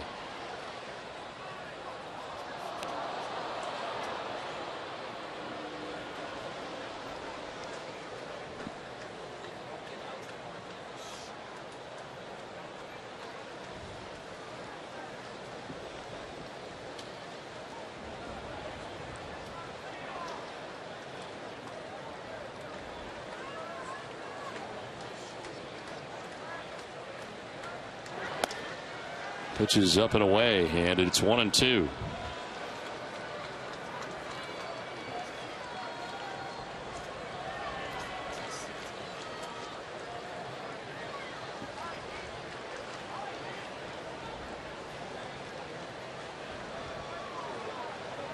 And don't hold Dunn off at first base as he gets his lead, and a swing and a miss. As Garcia strikes out, that's out number 2 of the 9th inning. Good fastball there by Britton. He climbed the ladder on him. 94, challenged him at the top of the strike zone, and Garcia swung right through.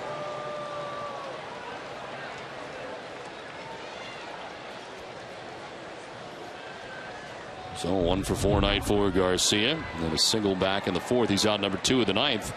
There's Connor Gillespie. And a nice play defensively at third base tonight. He also has been aboard twice, single and a walk in the game. It's a fly ball to center field. This should do it. Ellsbury is under, and the Red Sox win. Well, Boston has taken the first 2 games of the series. We're back with more after this.